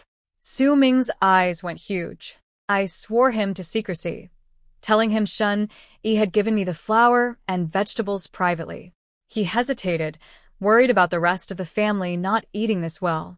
I told him everyone was eating outside while working and I'd cook for them later. He gave in to temptation and devoured a whole bowl. "This is the best food I've ever eaten in my life," he said. I promised him 2 meals a day, as much as he wanted. After a few days of this, his cheeks were visibly rounder and pinker. When Mom finally came home and saw how healthy he looked, she praised me for taking such good care of him. On New Year's Eve, Mom went all out. She killed a wild chicken for soup and used 2 eggs in the dumpling broth. I'd snuck in some white flour dumplings and cabbage when she wasn't looking. Dad noticed and asked where the cabbage came from. I blamed it on Shun Yi again. Dad grumbled about me always taking Shun Yi's things, but after one bite, he declared it delicious and praised Shun Yi for being able to grow cabbage in winter. We stayed up together until midnight. No firecrackers, no neighborhood noise, just our family sitting quietly together, grateful to be alive. It was the most peaceful New Year I could remember. The next day, everyone went back to hibernating. I grabbed a sickle and shovel and headed into the earth space. My cabbage harvest was huge. I dug it all up in about an hour, laughing as each head popped out of the soil. The earth space took its half, and then something wonderful happened. My land doubled, from 1 acre to 2 acres of dry farmland, plus 2 new acres of paddy field appeared. I'd leveled up. The next upgrade required 10,000 pounds of crops, which was daunting, but I wasn't worried about that yet. I hauled 1,500 pounds of cabbage to the station, kept some for the family, and sold the rest at 0.3 coins per pound, 450 virtual coins total. That was enough to upgrade the water space. After upgrading, my little spring became a large spring with enough flow to fill a pool. But placing one now cost 100 coins instead of 50, and the next upgrade needed 2,000 coins. Everything kept getting more expensive. I had to think about spring planting. Our village's 2 wells and Middlegate village's well all needed fresh spring placements. That alone would eat 300 coins. I planted all my remaining vegetable seeds immediately. The new paddy field sat empty since I had no rice seeds yet, but there was always more to do. I needed to keep farming and earning. After finishing all the farm work in the earth space, I was drenched in sweat. I took advantage of the water space's perfect temperature to wash up properly, a luxury in the dead of winter. The next day was the second day of New Year, when families visit the wife's parents. I snuck out 2 cabbages and told Dad to bring them along. My parents stared in disbelief, but I said these were the last ones, so they stopped asking questions. At Grandpa's house, Grandma was thrilled to see fresh cabbage in winter. Mom vaguely credited Shani's family. Grandma launched into all the latest gossip. She'd heard about our medicine-gathering adventure since the magistrate had spread the word to every village. She said lots of families wanted to marry their daughters to Shani and were disappointed to learn he was already engaged to me. Then Grandma dropped a bombshell. Xiong Kai had married Mo Chunxiang. She gave us a knowing look, clearly suspecting those two had been involved long before either engagement was broken. Mom was stunned. Grandma said we shouldn't waste breath on such people. Grandpa brought up spring planting and worried whether the wells would produce enough water. While Dad chatted with the men guarding the well, I slipped into the water space and spent 100 coins on a large spring placement, positioning it directly beneath the existing well. A small spring plus a large spring together would mean serious water flow. I came back and casually lifted the well cover to peek inside. Nobody stopped me, just a girl being curious. I watched the water rise visibly before my eyes until it nearly overflowed. I put on my best panicked face and screamed, "Dad! Grandpa! The water's coming out!" Grandpa ran over, saw water about to spill over the top, and yelled so loud the whole village heard. Within minutes, everyone showed up with buckets. Families scrambled to collect every drop. Dad muttered about how strange it was. I shrugged and said maybe our village's wells would do the same thing soon. He laughed it off. When we got home to our village, I made an excuse to visit our wells and secretly placed 2 large springs beneath them. Sure enough, within an hour, water was flowing over the rims. The village chief scrambled to organize digging, first small pits, then bigger ones, then pools, and finally channels leading water straight into the fields. Nobody hibernated anymore. The whole village worked through the winter cold, breaking frozen ground with hammers, connecting every family's farmland to the water channels. By mid-February, every field in the village was soaked. Westgate villagers who came to buy water saw all this and cried with envy. Their chief visited once, went home, and practically fell apart. Wouldn't eat, wouldn't drink, didn't want to live anymore.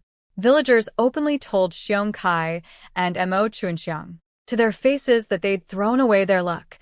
He'd missed being an Eastgate village son-in-law, and she'd lost a husband praised by the magistrate himself. The newlyweds locked themselves inside, refusing to come out.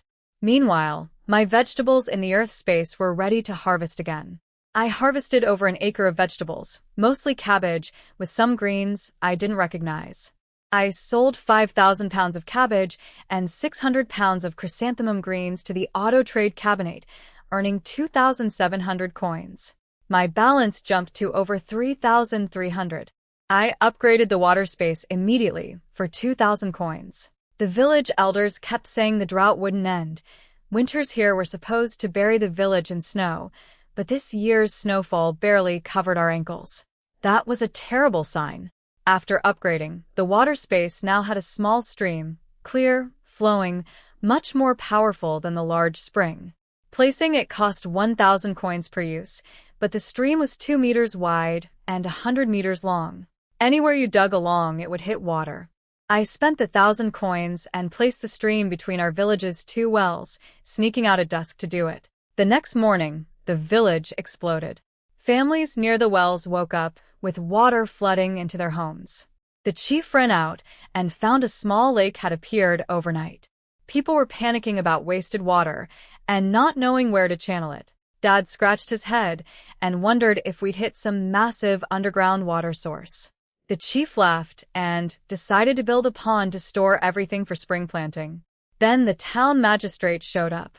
He'd heard about the flooding and came to investigate. He was skeptical that wells only 1 zhang deep could produce this much water. The chief explained it had been gradually increasing since New Year, and then suddenly surged. The magistrate shook his head in amazement, saying our village was incredibly lucky. The middle gate chief came too, and asked if we could dig a channel to share some water with his village.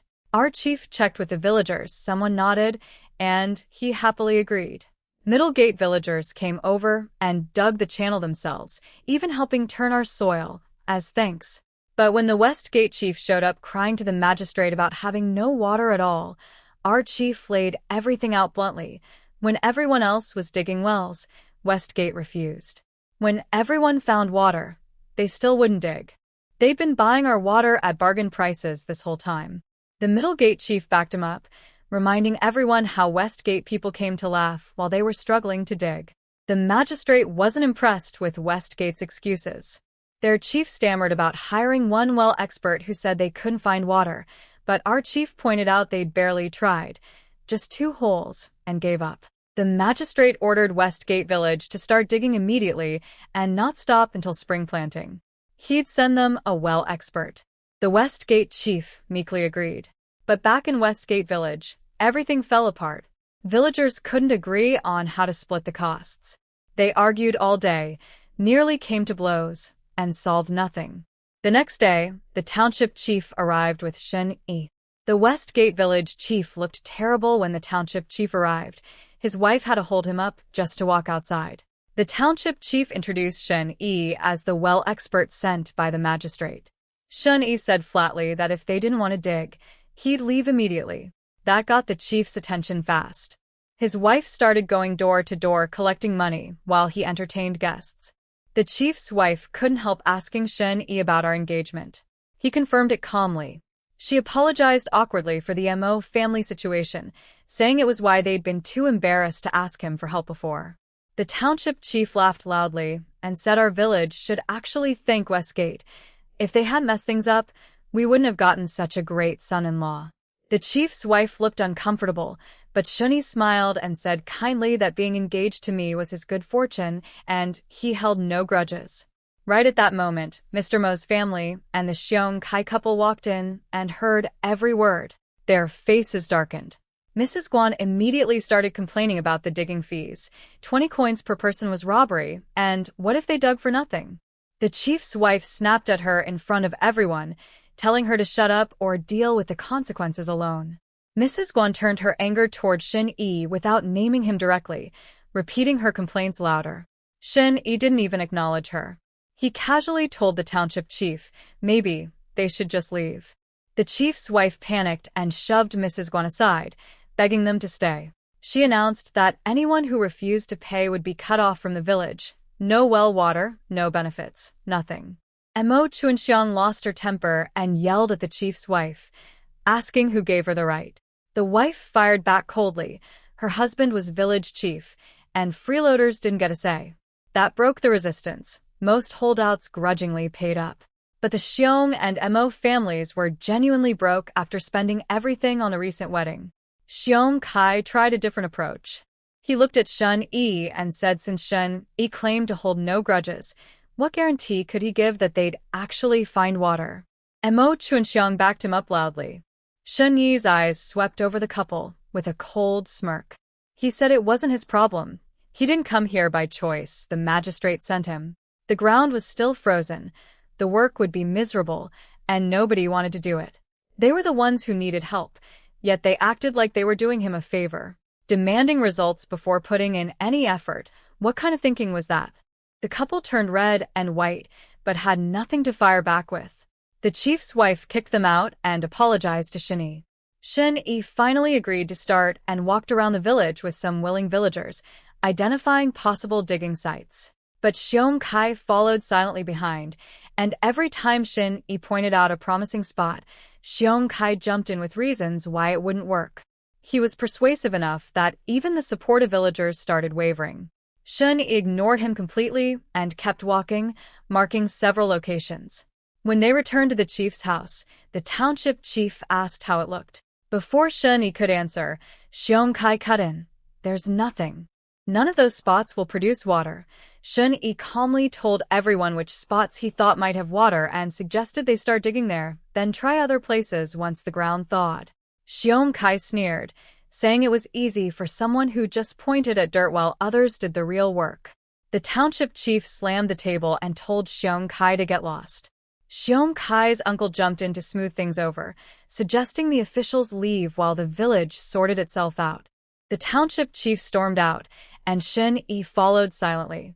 The chief's wife was furious, but her husband stopped her from chasing after them. Behind closed doors, Xiong Kai revealed his real plan. They'd just dig at the spots Shun-Yi identified on their own, without paying him. The chief's wife was horrified at their shamelessness. She warned them they were burning every bridge, and that if they failed, neither Shun-Yi nor the magistrate would ever help them again. The village chief stubbornly insisted they'd find water, since both neighboring villages had plenty. The township chief went straight to the magistrate's office and complained about how Shun-Yi was treated. The magistrate was embarrassed and apologized to Shun-Yi personally, giving him gifts and telling him to refuse any future requests from Westgate Village. When the township chief came to our house and told us everything, I was livid. My parents wanted to march over to Westgate Village, but I stopped them. "Just wait and watch," I said. Dad thought I'd lost my mind, but I had my reasons. I'd originally planned to place a small spring under Westgate Village as a favor to Shun-Yi. But since they'd chosen to betray him, I used that 50 coins to unlock the wood space instead. When I entered the wood space, I was stunned. I found myself standing on a bustling street lined with shops, though most were blurred out and inaccessible. The only one I could enter was a small seed store. People walked past me but couldn't see me, like we existed in different dimensions. I walked in and asked the shopkeeper for seeds. He barely looked up from his phone and told me to browse the labeled baskets myself. I asked him to help me pick fast-growing, high-yield vegetable seeds plus enough rice seed for 2 acres of paddy field. That got his attention. He asked what kind of rice. There were dozens of varieties. I described my growing conditions and asked for the best quality. He brought out a 10-pound bag of rice seed and 2 packets of vegetable seeds. 70 yuan total, he said. A payment notification chimed, and I blinked back to the station. My balance had dropped by 120 coins, 70 for the seeds plus 50 for unlocking the space. The screen explained the wood space. It started with just a seed shop, and more stores would unlock as I leveled up. The first upgrade was tied to my earth space. Once that reached level 4, the wood space would automatically upgrade too. My earth space was only level 2, so I had a long way to go. One nice feature. Anyone I interacted with inside the wood space would see me as one of their own, and after I left, their memories of me would blur away. I didn't need any disguise. I was thrilled about the wood space. I bought some seedling tools, started growing rice seedlings, and planted my new vegetable seeds. For the next few days, I practically lived in the earth space, working nonstop. By the time I finished, it was already March. The snow melted fast this year. Middlegate Village finished their water channel and started filling their fields. Everyone was ready to plant. Dad and the other villagers happily went to town to buy grain seeds, only to find prices had gone insane. Regular grain was 60 coins a pound, and seed grain was over 100. Nobody could afford it. They argued with the shop workers outside, which brought out Mr. Ma himself. He screamed at them, calling them beggars, and refused to sell to them. All that built-up anger from losing his water monopoly came pouring out. Everyone came home empty-handed and miserable. Dad made a big decision. He'd go to the county city to ask his brother for help buying seeds. Mom checked our grain jar and nearly fainted. We were almost out of food, and we needed at least 160 pounds of seed for our 16 acres. She couldn't even calculate the cost. I knew my wheat in the earth space would be ready in about 2 weeks, so I wasn't panicking. I told Dad I'd go with him to the city. Mom agreed immediately. She trusted me completely now. We left before dawn the next day. Dad splurged on an ox cart to spare my legs. We arrived at the county seat by sunset. I was amazed. It was much fancier than our market town, with brick houses everywhere and actual shops lining the streets. We wound through narrow alleys until we reached a neighborhood of grand estates with tall walls. Dad shushed me and led me to a small side door. He knocked and told the servant he was looking for his brother, Soo Chun-sen, who worked as a carriage driver for the Bai family. We waited outside for a long time before Uncle Chun-sen appeared. He looked like Dad but calmer and better fed. He was startled to see me and even more shocked when I called him Uncle properly. Last time Dad visited, he'd only shared bad news and never mentioned my recovery. Uncle brought us to a small room in the servants' quarters.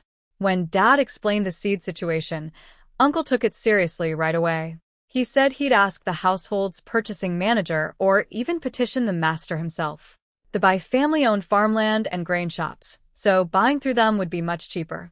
He just wasn't sure how much they could get. Dad was enormously relieved and started sweet-talking his brother, who just rolled his eyes. He clearly knew exactly what kind of person Dad was. Then the door opened, and a graceful young woman walked in. This was my cousin Suyu, Uncle's daughter. She moved like a lady from a period drama, and I couldn't stop staring. She'd heard I was visiting and rushed over after getting permission from her young mistress. She looked me over and said I was too pretty to be a country girl. I shyly called her Big Sister, and she beamed. She asked me all about life in our village and seemed genuinely impressed by how clearly I spoke. Then my cousin Soo Chuan arrived, Uncle's son. He was good-looking and sharp, maybe a little slick. Within minutes he had Dad laughing and was being warm and friendly to me too, even though we'd never met before. My cousins had to get back to their duties, so Uncle took us to a cheap inn for the night. He showed up at dawn the next morning with everything already arranged, a cartload of wheat seed waiting at the back door, and a caravan of guards heading toward our town that we could travel alongside for safety. Dad tried handing over all his money, but Uncle pushed it back, saying he didn't need our pennies. Then Uncle turned to me with a warm smile and handed over 2 big bundles. One was for me, clothes my cousin Suyu had outgrown, still almost new, plus hair ornaments. Dad tried to refuse, saying country kids couldn't wear such fine things. Uncle glared him into silence, explaining that the Bai household made new clothes for servants every season, and Suyu, being the young mistress's head maid, got even more. She had piles of extras. We followed the caravan home. There were some sketchy people trailing us on the road, but Dad chatted up the guards and we stayed safe. We didn't even stop in town, went straight home with the seed. Mom was relieved to see the wheat seed, but deflated when she examined it. The grains weren't plump enough, and she worried about a poor harvest.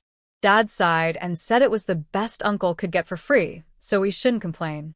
I heard that and immediately went to the wood space seed shop.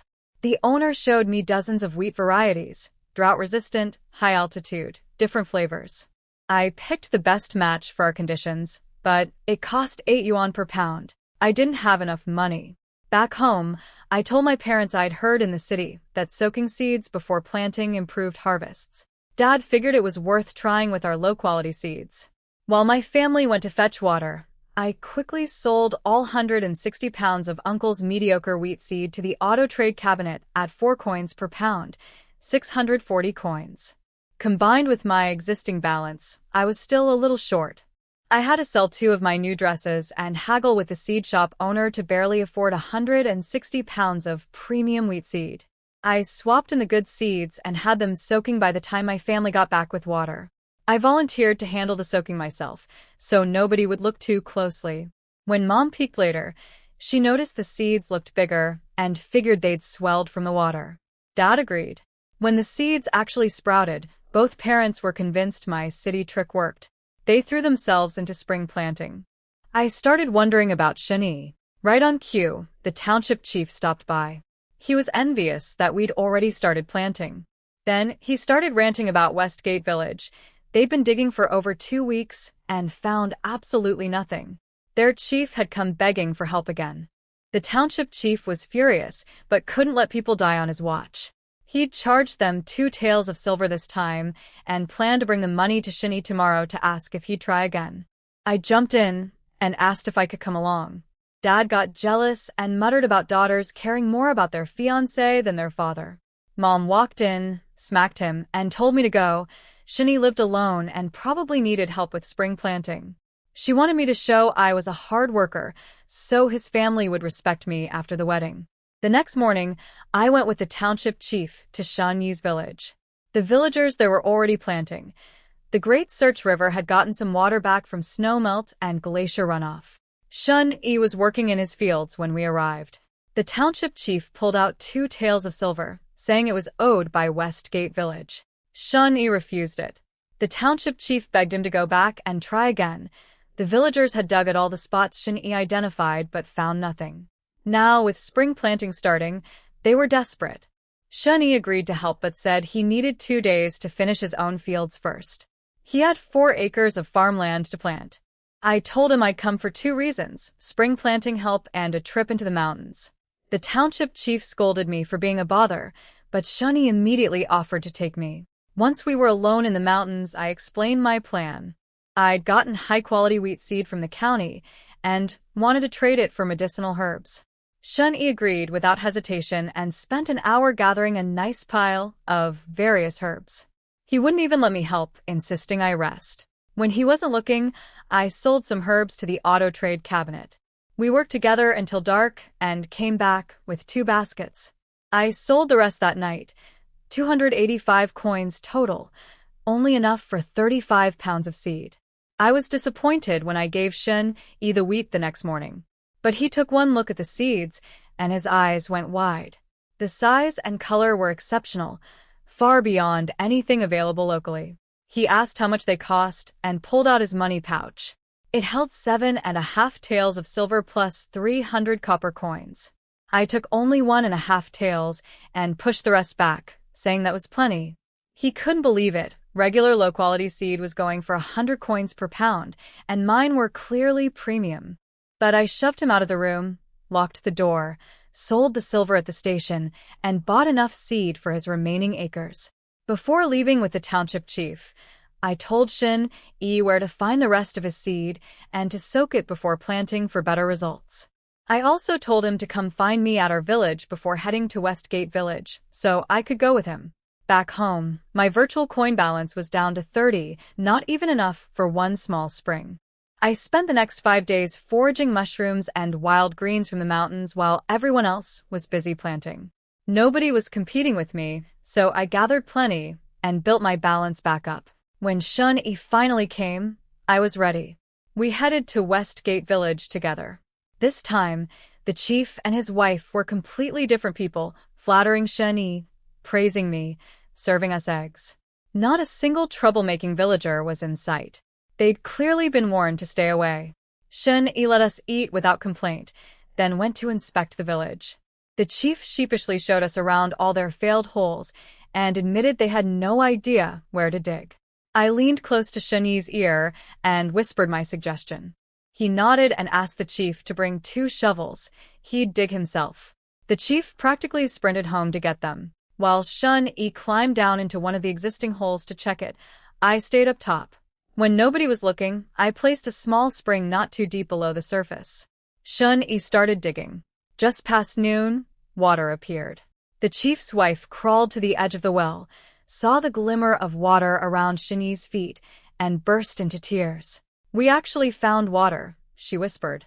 The village chief and his wife were overjoyed when they saw the water.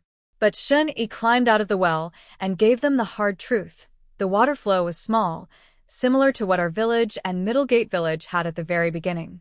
It would be enough for drinking, but probably not for spring planting. He explained that the underground water in this area seemed to be very deep and unevenly spread. It might increase over time like ours did, but nobody could say when. The chief collapsed on the ground and sobbed, saying he wished he hadn't been so proud and had just dug wells with everyone else from the start. His wife was hurting too, but held it together, telling him it was fate. People had warned them, and they didn't listen. She pulled out 2 more taels of silver for Shun-Yi. He'd worked hard, so he accepted it this time, and we left. After we were gone, the chief gathered the villagers and explained the situation. People went crazy with regret and immediately turned on Xiong-Kai, blaming him for sabotaging Shun-Yi's first visit and costing the village its water supply. Xiong-Kai fought back, pointing out that nobody had objected at the time. The Mo family tried to calm things down, but villagers cursed them all as a pack of schemers and stormed off. The chief's wife looked at her exhausted husband and sighed. Shun-Yi and the Sioux girl are really a good match, she said quietly. And Xiong Kai and Mo Chunxiang deserve each other too. Shun-Yi walked me home, then rushed back to tend his crops.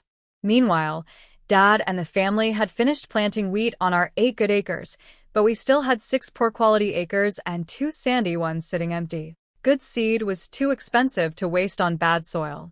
I told Dad not to worry. In a few days we'd visit Shun-Yi, and he'd have some different seeds for us. My wheat in the earth space was almost ready to harvest. When harvest day came, I worked through the nights while everyone slept. I ended up with 350 pounds. I kept 100 and sold the rest to the auto trade cabinet at 5 coins per pound, 1,250 coins. Seeing that balance made all the exhaustion worthwhile. I went to the wood space seed shop feeling confident for once. Based on what Shun-Yi had taught me about our poor soil, I picked drought-resistant, pest-resistant, high-yield soybean and peanut seeds.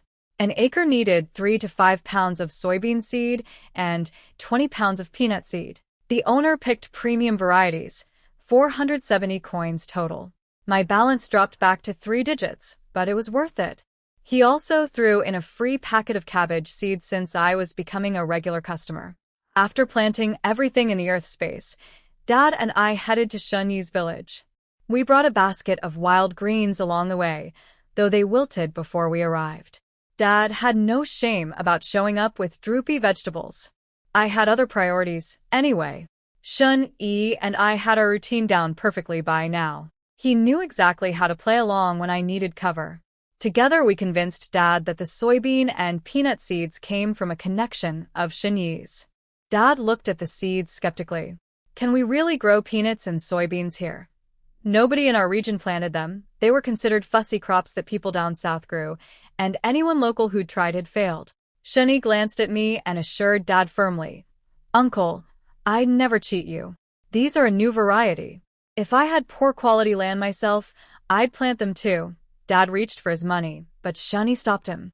He suggested waiting until harvest. If the crops actually grew, Dad could pay him back in equal amounts of soybeans and peanuts. Dad insisted on doubling the repayment if it worked. Shun-Yi smiled and agreed. Before leaving Shun-Yi's village, I secretly left him 10 pounds of wheat. He didn't notice until I was long gone. Dad treated the soybean and peanut seeds like treasures. We planted them following the instructions I'd gotten from the seed shop owner, though I was nervous since I was no farmer myself. Then we waited. By April, there was still no rain. But our village had so much water flowing through the channel to Middle Gate Village that there was plenty left over. The West Gate chief finally swallowed his pride and came to beg our chief for water too. Our chief made him grovel properly before agreeing. Villagers from other townships also came to buy water, but our chief didn't charge them, just limited how much each person could take. Our village's reputation soared, and suddenly every unmarried young person in our village became a hot prospect for marriage. One day the chief's daughter Sue Yen invited me to gather wild vegetables in the mountains. We got separated, and I heard her screaming for help. I found her in a ravine. A snake had bitten her leg, but some man passing through had already killed the snake and applied herbal medicine. We limped home together. Mom came to ask me about it that evening. Turns out the rescuer was a man named Seng Rong from Fufeng Township, who'd come with villagers to get water. Within days, word spread that Su Yan was going to marry him. I was surprised. She barely knew the man, but when I visited her, she was glowing. She told me he'd saved her life, and she was certain he was a good match. I could see she'd already fallen for the idea, and nothing I said would change her mind. I had my own business to handle anyway. My Earth space cabbage was ready, 6,700 pounds after the land took its half. I sold everything for 2,025 coins. Better yet, the Earth space leveled up to Tier 3, doubling my fields to 4 acres of farmland and 4 acres of paddy. The next upgrade needed 100,000 pounds of crops, which was daunting, but having all that land was exciting. I planted more cabbage and rice, keeping everything hidden as always. By midsummer, the drought was brutal. Blazing sun, not a cloud in sight. Our village managed thanks to the water, but everywhere else was suffering. Villagers woke before dawn to water their fields and worked themselves ragged.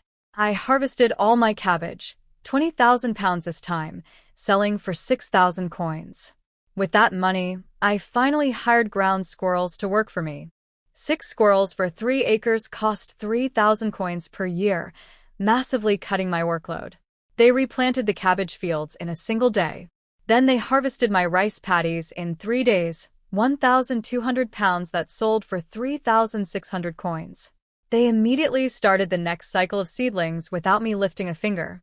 I hired 2 more squirrels for another 2,000 coins, bringing my crew to 8. Now I only had to personally handle 4 acres while the squirrels did the heavy labor on the rest. I was finally sitting down to relax with my family when Dad announced he needed to go to Shani's village. The Great Search River had dried up again, in the middle of summer, when crops needed water most. I jumped up immediately and said I was going with him. When Dad and I reached Shani's village, Mrs. Sue spotted us right away. She was grateful we'd come to check on them.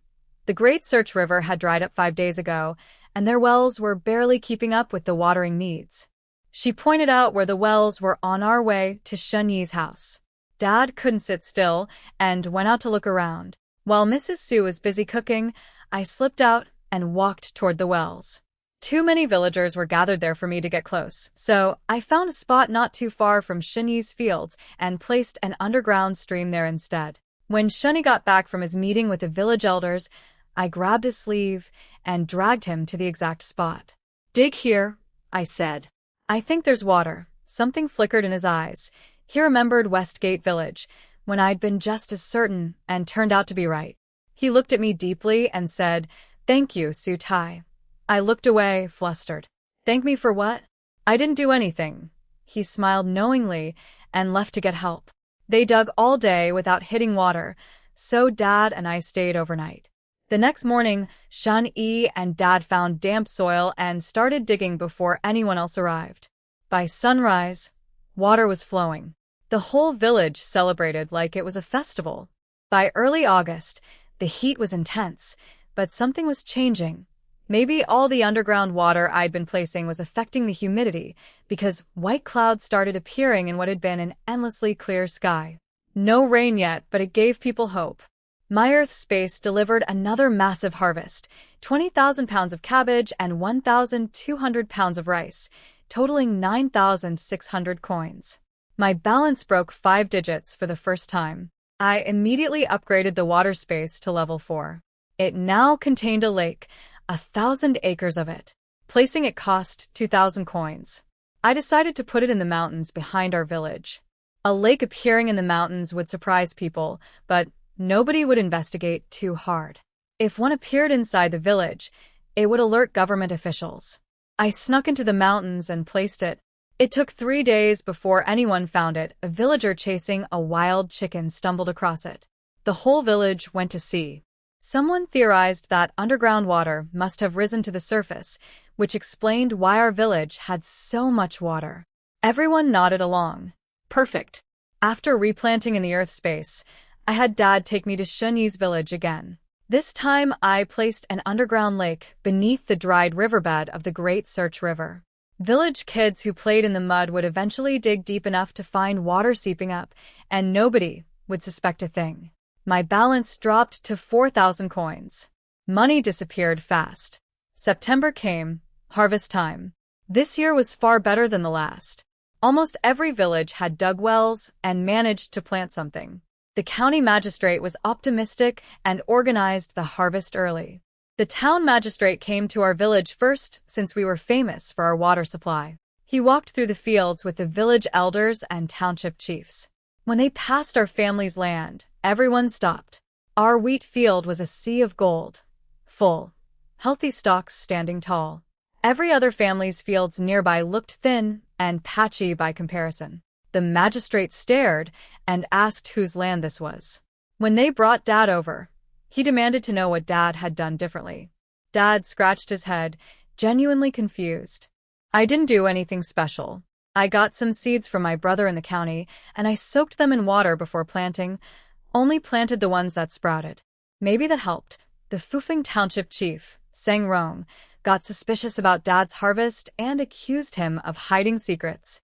Dad fired back, saying the real problem was the town's grain shop selling terrible seeds at outrageous prices.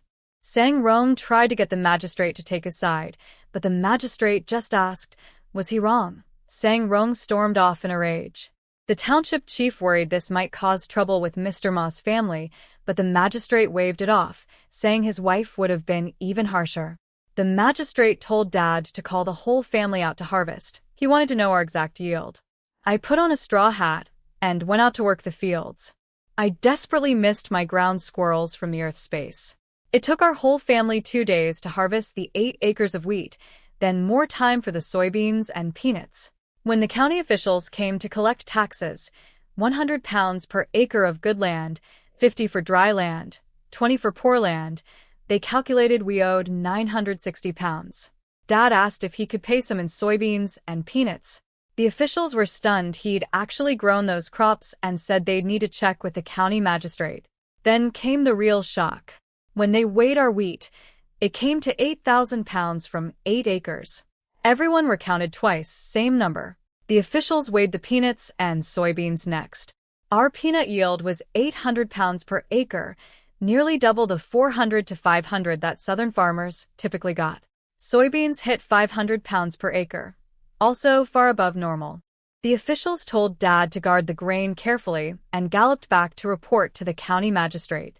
The next day, County Magistrate Leong came personally with his clerks. They reweighed everything, checked for cheating, and found none. He praised Dad lavishly, then made his offer. He wanted to buy all our wheat, soybeans, and peanuts at market prices. Dad nearly fainted from excitement. He asked only to keep 160 pounds of wheat, 40 of peanuts, and 30 of soybeans for next year's seed, plus 800 pounds of wheat for our family to eat through the year. The magistrate agreed immediately. Wheat sold at 50 coins per pound, premium quality.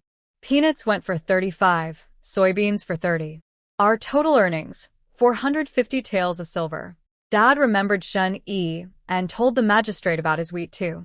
The magistrate sent someone to Shun Yi's village, confirmed his crop was just as good, and bought everything. Shun Yi earned 176 taels. With real money in hand, Dad worried about thieves and wanted to fix up our crumbling house before winter. The boys nearly hit the ceiling jumping for joy. Mom suggested something bigger. Instead of renovating, we should buy a larger piece of land and build a proper new house, since the boys would need separate homes when they married. Dad agreed on the spot. He took us kids to the village chief's house to ask about buying land. The chief's wife overheard and begged Dad to help her family get good seeds too. Before Dad could answer, I jumped in and promised we'd take care of it. It just might take some time. She was thrilled and said there was no rush until next spring. Dad gave me a puzzled look when I promised the chief's wife we'd help with seeds. I winked at him to stay calm. Sure enough, the chief got extra enthusiastic about helping Dad find land after that. We went looking together, and I picked out a 10-acre plot of wasteland at the foot of the mountain. The east-facing slope meant afternoon shade in summer, and the ground was mostly flat with just grass, no major rocks to clear. Su Zhan liked it because the mountain was closer from there. Dad bought it for 5 taels of silver. The chief handled all the paperwork personally. On the way home, Dad worried about my promise to help buy seeds. I told him to relax. We'd get seeds through Shin Yi this time, not Uncle. Plus, I pointed out that by making that promise, the chief would go above and beyond for us. If we'd refused such a small favor, he'd hold a grudge. Dad admitted I was right, shaking his head at how sharp I'd become. Mom was nervous about managing 10 extra acres, but Dad said new wasteland was tax-free for 3 years, so we could take it slow. I reminded them how much money our soybeans and peanuts had earned, and said we should plant as much as possible while we were still the only ones growing them. That lit a fire under both of them. Dad went to hire villagers for construction. After harvest, half the village volunteered for work. Even without pay, a free meal was worth it. That's when Mrs. Su showed up with Shin Yi. She was worried when she heard we were building a house. It meant no wedding this year. Shin Yi told her gently not to rush, but she snapped back that the MO girl had already had a baby. Shin, E went quiet. When they saw the scale of our construction, Mrs. Su's jaw dropped. Mom cheerfully explained the plan. 2 acres for 2 courtyards, the first one being built now. 16 rooms in a 2-section compound with stone walls like city houses. A chicken coop on the side. About 60 taels total. Mrs. Su went pale. Where they came from, people built houses a room at a time over years, spending maybe 10 taels total. 60 for one compound was unthinkable. She pulled Shani aside and whispered urgently that he needed to build something too.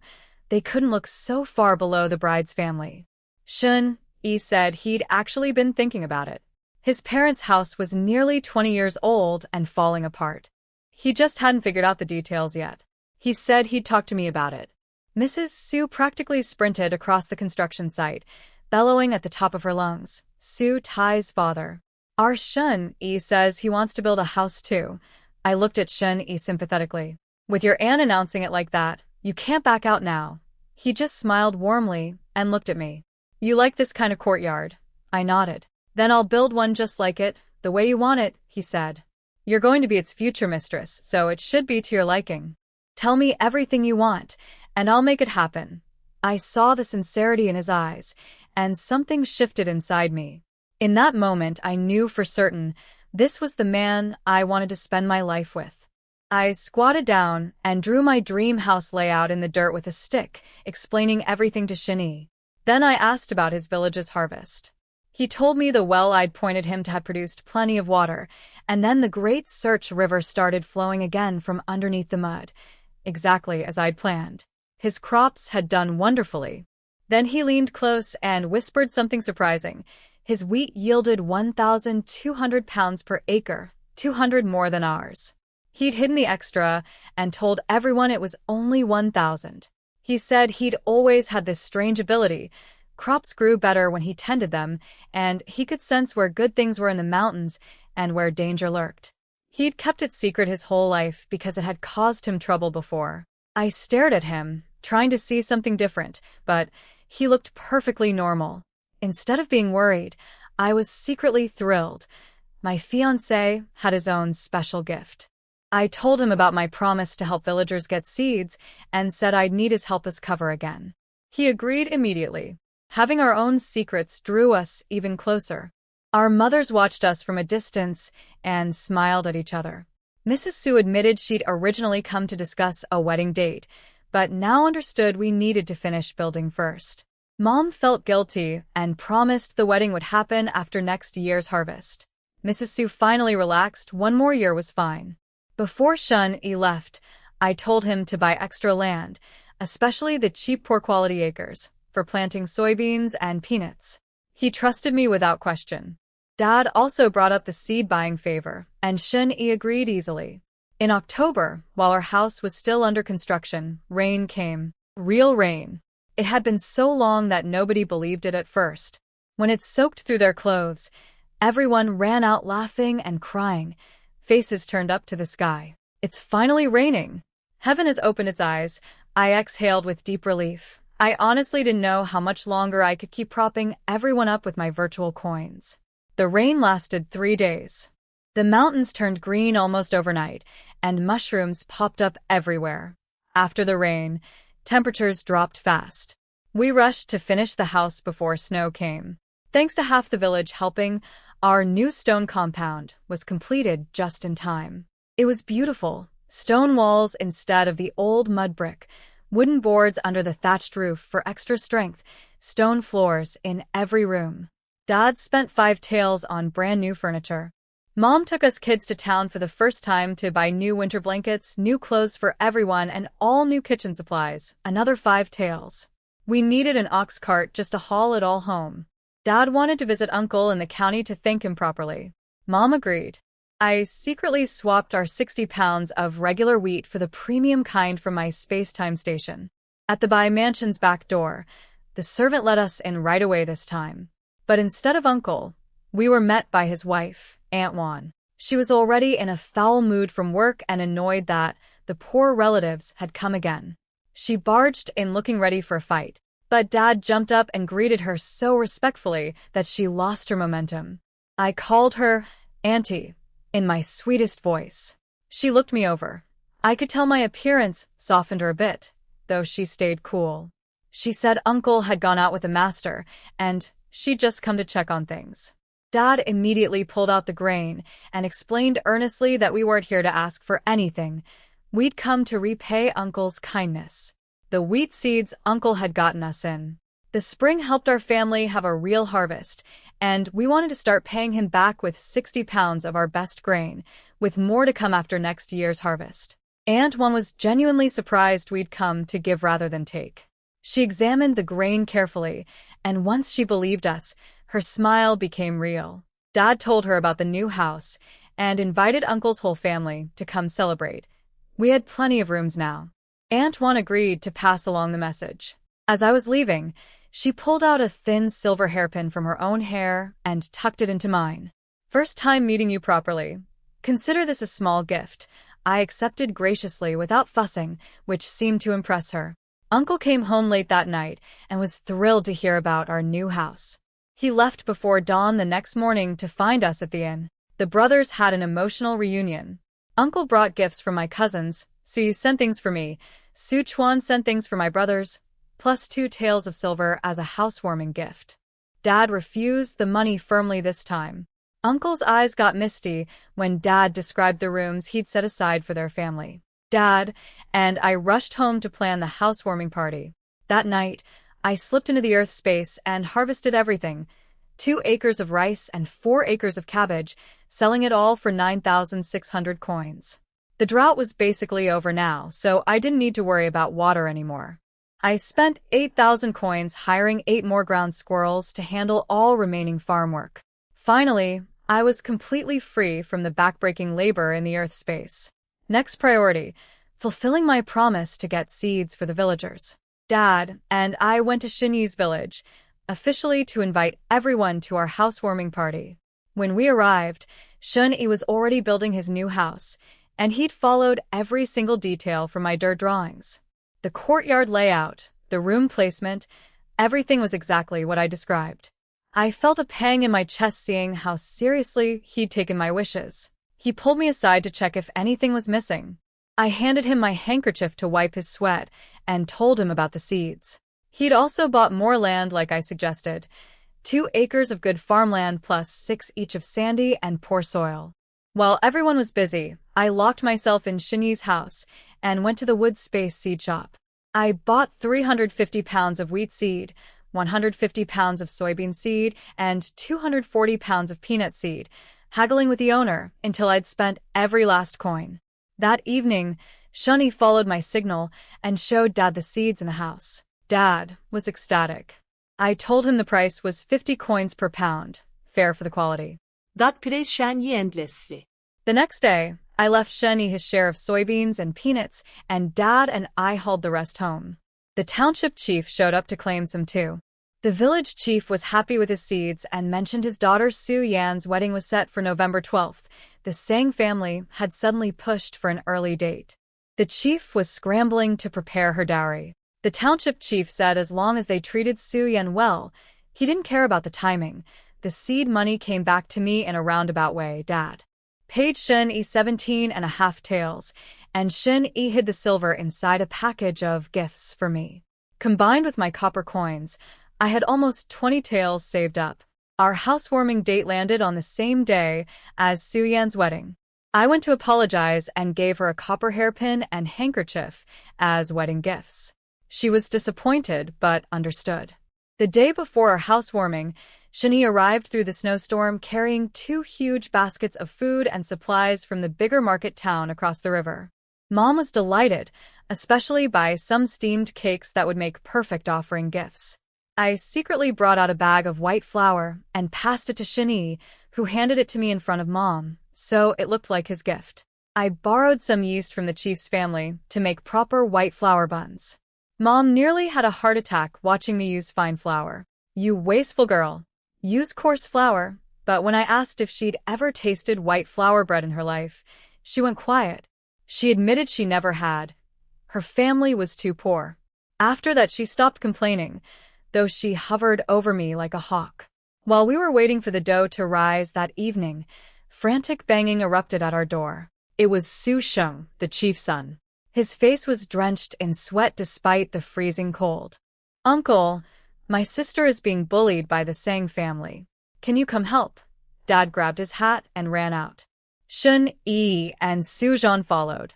I told Mom to stay with Su Ming and went after them. When we reached the Sang family's home in Fufeng Township, it was chaos. Su Yan's brothers had already smashed wine cups. They were screaming at Sang Rong's mother, Mrs. Zhou, who was calling Su Yan's family trash and saying any girl raised by such people couldn't be worth anything. The real issue became clear fast. Sang Rong's uncle, the township chief Sang Yong, stood off to the side, looking smug. He declared that Su Yan's dowry was pathetic and an insult to their family. When Dad asked what was wrong with it, 2 taels of silver matching the 2-tael bride price, plus 4 quilts, a wardrobe, and a vanity, Sang Yong dropped the real demand. Su Sheng spat out the answer through gritted teeth. They want grain seeds. Everything clicked. This whole marriage, the rescue in the mountains, the rushed engagement, it was all a scheme to get our village's premium seeds. Dad erupted, screaming at Sang Yong that no family in history had ever let the groom's side dictate the bride's dowry. Our villagers backed him up loudly. But Sang Yong didn't flinch. This was his territory. He declared flatly that if the dowry didn't satisfy his family, the bride wouldn't be allowed through the door. I watched it all with cold fury. I knew we were outnumbered on their turf. I whispered instructions to Su Zhan and sent him off, then walked to the ox cart where Su Yan was waiting. She looked destroyed. The radiant bride from yesterday was a hollow shell, staring at nothing. I wrapped my arms around her. "We're all on your side. It's going to be okay." She collapsed against me, sobbing. I asked where the groom was. She shook her head. She hadn't seen Sang Rong at all. That made me even angrier. I told Shen Yi to find him and bring him to me. Minutes later, Shen Yi dragged a man in red wedding clothes out of the back of the house. Sang Rong kicked and screamed for help. His mother shrieked and tried to rush over. Shen Yi clamped one hand around Sang Rong's throat, eyes like ice, and said in a voice that silenced everyone, "Stay back. All of you, or I'll end him right here, and if they mistreated a girl from our village, they'd answer to him." Sang Yong threatened that Shen Yi would die too if he hurt Sang Rong, but Shen Yi didn't flinch. He ordered everyone to back off. Mrs. Zhou didn't dare gamble with her son's life and made the villagers retreat. Shen Yi threw Sang Rong at Su Yan's feet. I nudged Su Yan to speak, but she could only cry. Sang Rong grabbed her skirt and begged her to help him. She asked why he hadn't helped her when his parents were humiliating her. He actually blamed her, saying none of this would have happened if her father had just given the dowry his parents wanted. Su Yan laughed bitterly and asked since when did the groom's family get to dictate what a bride brings. Sang Rong whined that if she didn't obey his parents, they'd make her life miserable. I couldn't take it anymore. I kicked him and let loose everything I was thinking. I called him a spineless mama's boy who couldn't protect his own wife, a schemer who targeted a woman's dowry, a worthless waste of food and air whose very existence was bad luck. Every word hit like a slap. Everyone stared at me in stunned silence. Sang Rong lost his mind and lunged at me. Shen Yi kicked him across the yard. Su Sheng whispered to Dad that my mouth was terrifyingly powerful. Dad looked dazed, glancing at Shen Yi, suddenly grateful he'd married me off early. After a performance like that, who else would dare propose? Mrs. Zhou screamed and threatened that nobody would leave their village alive. But right then, the township chief arrived with reinforcements. He roared at Sang Yong to explain himself or face consequences. Sang Yong raised his hand and ordered his men to attack. A full-on brawl erupted. In the chaos, I grabbed Shen Yi and whispered my real plan. I told Su Sheng to guard Su Yan, then Shen Yi and I snuck to the Sang family's locked storeroom in the back. Shen Yi kicked the door open and stood guard while I cleaned the place out. Every last thing went into my space-time station. I took Su Yan's dowry furniture back too, and even raided Sang Yong's bedroom, taking the bed and cabinets. Everything. On my way back through the crowd, I spotted a richly dressed woman standing near Mrs. Zhou, completely out of place among the village women. Shen Yi told me she was Seng Yong's sister, Mr. Ma's second wife. I shouted for the boys to go after Mrs. Zhou too. When everyone scrambled in that direction, Mrs. Seng got knocked down in the confusion and took several hits. As I passed by her, I stripped every piece of jewelry and even her fine coat. Then I signaled Shen Yi to tell everyone to retreat. The Sang village men were too busy protecting their women to chase us. When Seng Yong surveyed his wrecked yard, he was furious. His sister looked like a beggar. Then screaming came from the back. Mrs. Zhou had discovered the empty storeroom and bedroom. The family went berserk, certain we'd robbed them, and Mrs. Sang ran to town to cry to Mr. Ma. The magistrate couldn't believe the report. His wife thought it was hilarious that our village had such nerve. The magistrate told the township chief and Sang Yong to come argue their cases in person, and asked his wife to handle her father since Mr. Ma would inevitably get involved. The confrontation at the magistrate's house lasted until dark with no resolution. Dad rushed home, and Mom told him the housewarming was still happening in an hour.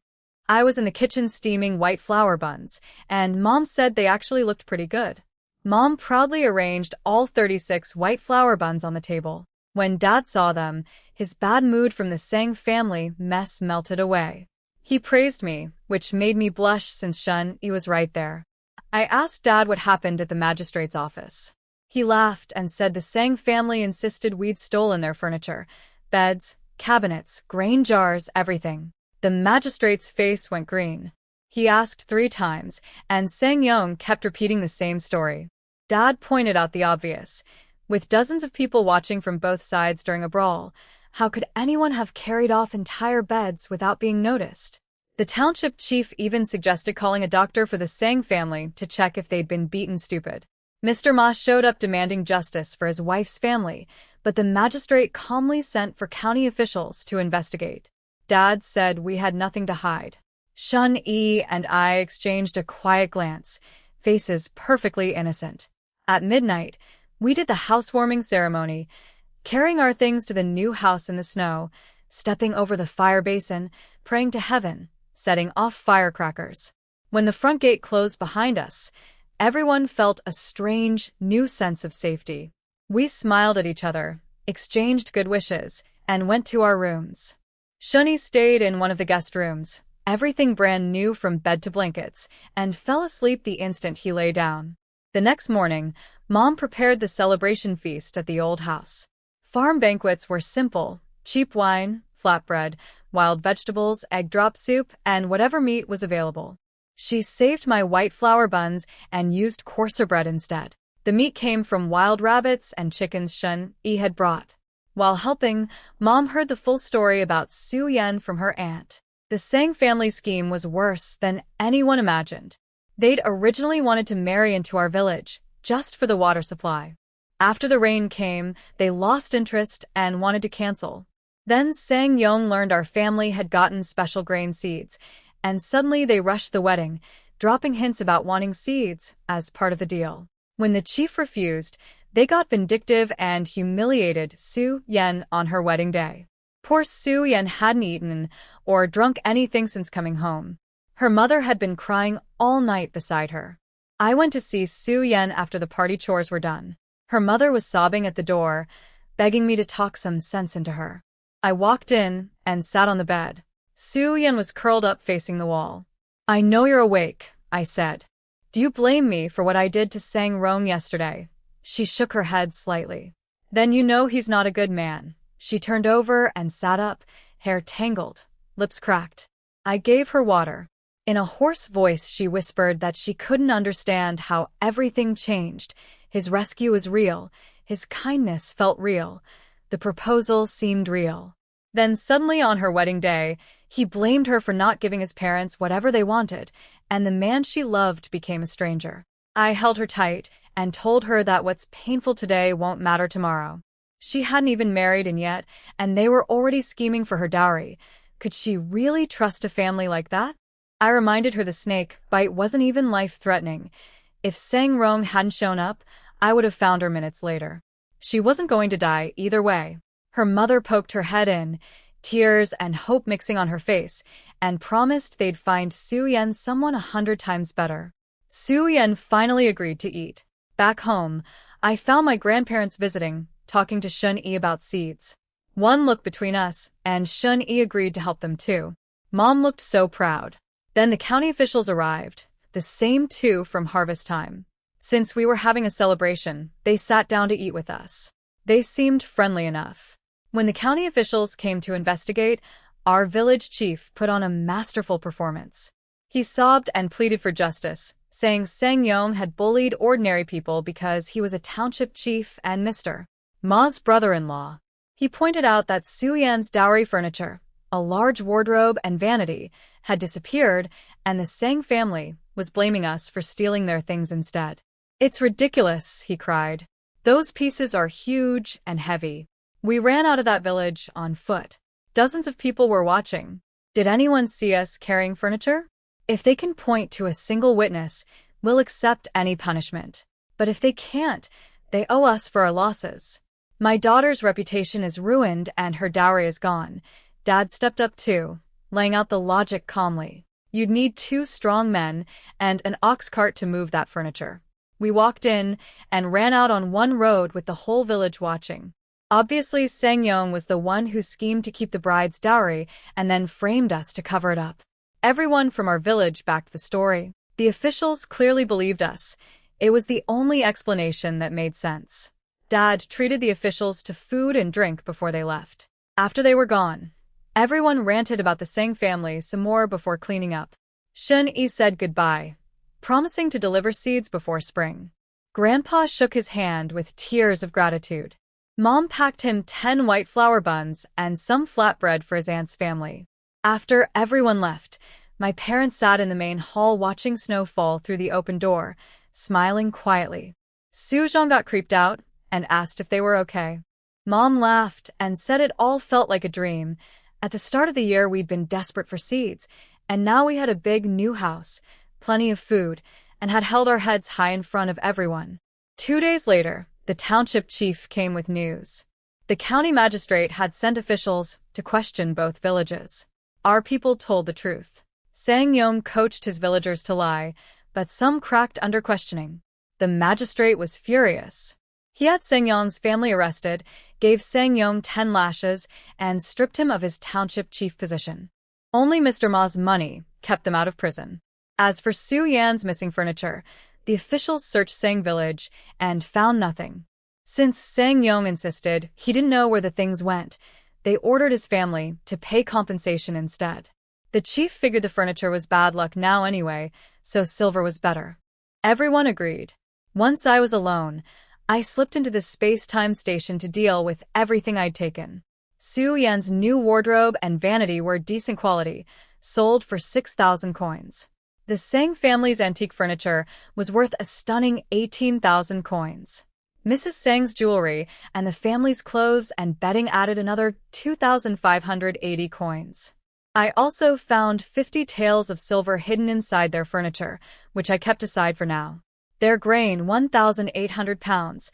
I milled into 1,440 pounds of white flour and 360 pounds of bran. The bran I saved for when we started raising chickens. With all that white flour, I was done eating coarse bread. Our new house had a separate grain storage room that Mom didn't guard as obsessively as before, giving me plenty of chances to sneak around. I mixed white flour into the coarse flour bin and volunteered to take over all the cooking. Even if Mom noticed the food tasted better, she wouldn't dig too deep into why. In December, the snow got heavier and heavier, threatening to seal the village off completely. The chief organized snow-clearing teams, going door to door in the blizzard. Kids with warm coats were thrilled. They rolled around in the snow like little balls. Mom had made everyone new thick coats, and my brothers couldn't wait to show them off. I stayed by the kitchen fire, not wanting to move. But Suzhong and Su-ming came back after just 15 minutes, faces pale. Suzhong said quietly, "There are a lot of dead people at the village entrance." Su-ming sat next to me without a word, clearly shaken. I hugged him and rubbed his back. Suzhong explained they looked like refugees, ragged clothes, old, and young mixed together. 4 elderly people, and 2 babies were already dead. Some others were still barely alive. Dad was out there helping. To distract my brothers, I made them help me in the kitchen.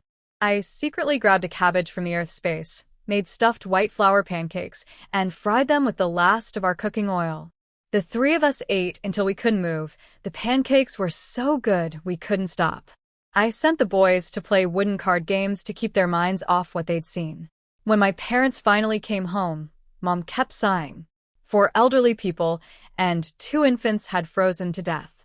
The survivors were being kept in our old house. The township chief had gone to fetch the magistrate and Dr. Lee, Dr. Lee examined them and said they'd gone days without food and nearly froze to death. It was a miracle any survived. He refused payment, saying our village had already done more than enough by taking them in. The magistrate said he'd cover medical costs and asked the township chief to look after them until they woke up and could explain where they came from. The chief went door to door asking villagers to spare what food they could. Despite everyone's own hardships, people gave what they had. He collected 100 pounds of grain in one day. I gave Dad 10 pounds of white flour for the children among the refugees, since kids couldn't handle coarse food. He called me a good girl and ran back through the storm. The next day, the survivors started waking up. Villagers crowded into our old house to see them. Su Ming insisted on going, so I took both brothers. In the cramped main room, the chief faced 2 gaunt women and a man who looked like skin stretched over bones. When the chief asked where they were from, the man dropped to his knees before he could even speak. "We're from Yengang County," he sobbed. "We couldn't survive anymore. We just couldn't survive." The 2 women broke down crying too. The sound of their desperate weeping hit everyone like a weight on the chest. The chief helped the man up and told him gently that our village wasn't rich, but we could help. The man just kept kowtowing over and over, the women following suit. The whole room dissolved into chaos. The villagers finally got the survivors settled down enough to talk. The man said he'd fled his village with others and picked up more refugees along the way. His father and daughter were with him, but his father didn't make it. The 2 women were sisters-in-law whose in-laws had both died, leaving them with 3 children. Their husbands were gone too. Mom understood what that silence meant and teared up. The village chief pieced together that most of the surviving children were orphans with nowhere to go. The women started whispering among themselves. Mrs. Huang suggested that younger children could be adopted by families wanting kids, and older girls could be taken in as future brides. It would save families the bride price and give the children a home. Anyone who didn't want that arrangement could stay through winter and figure things out in spring. Mom pulled Dad aside. She thought the child bride idea was smart for Sujan. Dad's eyes lit up, and he told her to hurry before the good ones were taken. Mom rolled her eyes at him for talking about children like cuts of meat, but reminded him the girl had to be willing. The chief called out the children and explained the situation kindly. He said anyone willing to marry into a village family could step forward and choose which household they liked. No one would be forced. A 13-year-old girl named Wan Xiaoyu immediately knelt down. She said she'd marry into whichever family would buy a coffin for her grandfather and give him a proper burial. Several families had been interested in her, but when they heard about the coffin expense, several hundred coins at minimum, they all went quiet. A coffin cost nearly as much as a regular wedding. My parents didn't care about the cost. They cared about character, and this girl's devotion to her grandfather impressed them deeply. They chose her. The remaining older children who had siblings or relatives with them couldn't find takers. Families could barely feed themselves without adding whole groups. These kids understood and only asked to stay through winter. Dad offered to let them keep living in our old house until the snow melted. The chief went to report everything to the magistrate. We brought Xiuyu home. Mom gave her one of my old coats, which hung loose on her thin frame. She followed us timidly through the snow, then froze at the gate when she saw our big, new compound. I grabbed her hand and pulled her inside to warm up by the kitchen fire. She sat there stunned, clearly not expecting this level of comfort. Mom heated bath water and promised to buy her proper clothes at the next market day. She told Xiaoyu that as long as she was hardworking and attentive, she'd be treated as family. Xiaoyu promised she would be. When Mom mentioned that Dad would buy a coffin for her grandfather today, though burial would have to wait until spring, Suyu's nose reddened. She fought back tears, kowtowed once to Mom, and straightened up. In the main hall, Sujan kept sneaking glances toward the kitchen. I leaned over and whispered, "Mom and Dad picked her for you. Are you happy?" I didn't entirely agree with my parents choosing a child bride, but I knew this was how things worked here. Parents decided marriages and children's opinions barely mattered. Sujan hadn't objected, so I had even less standing to say anything.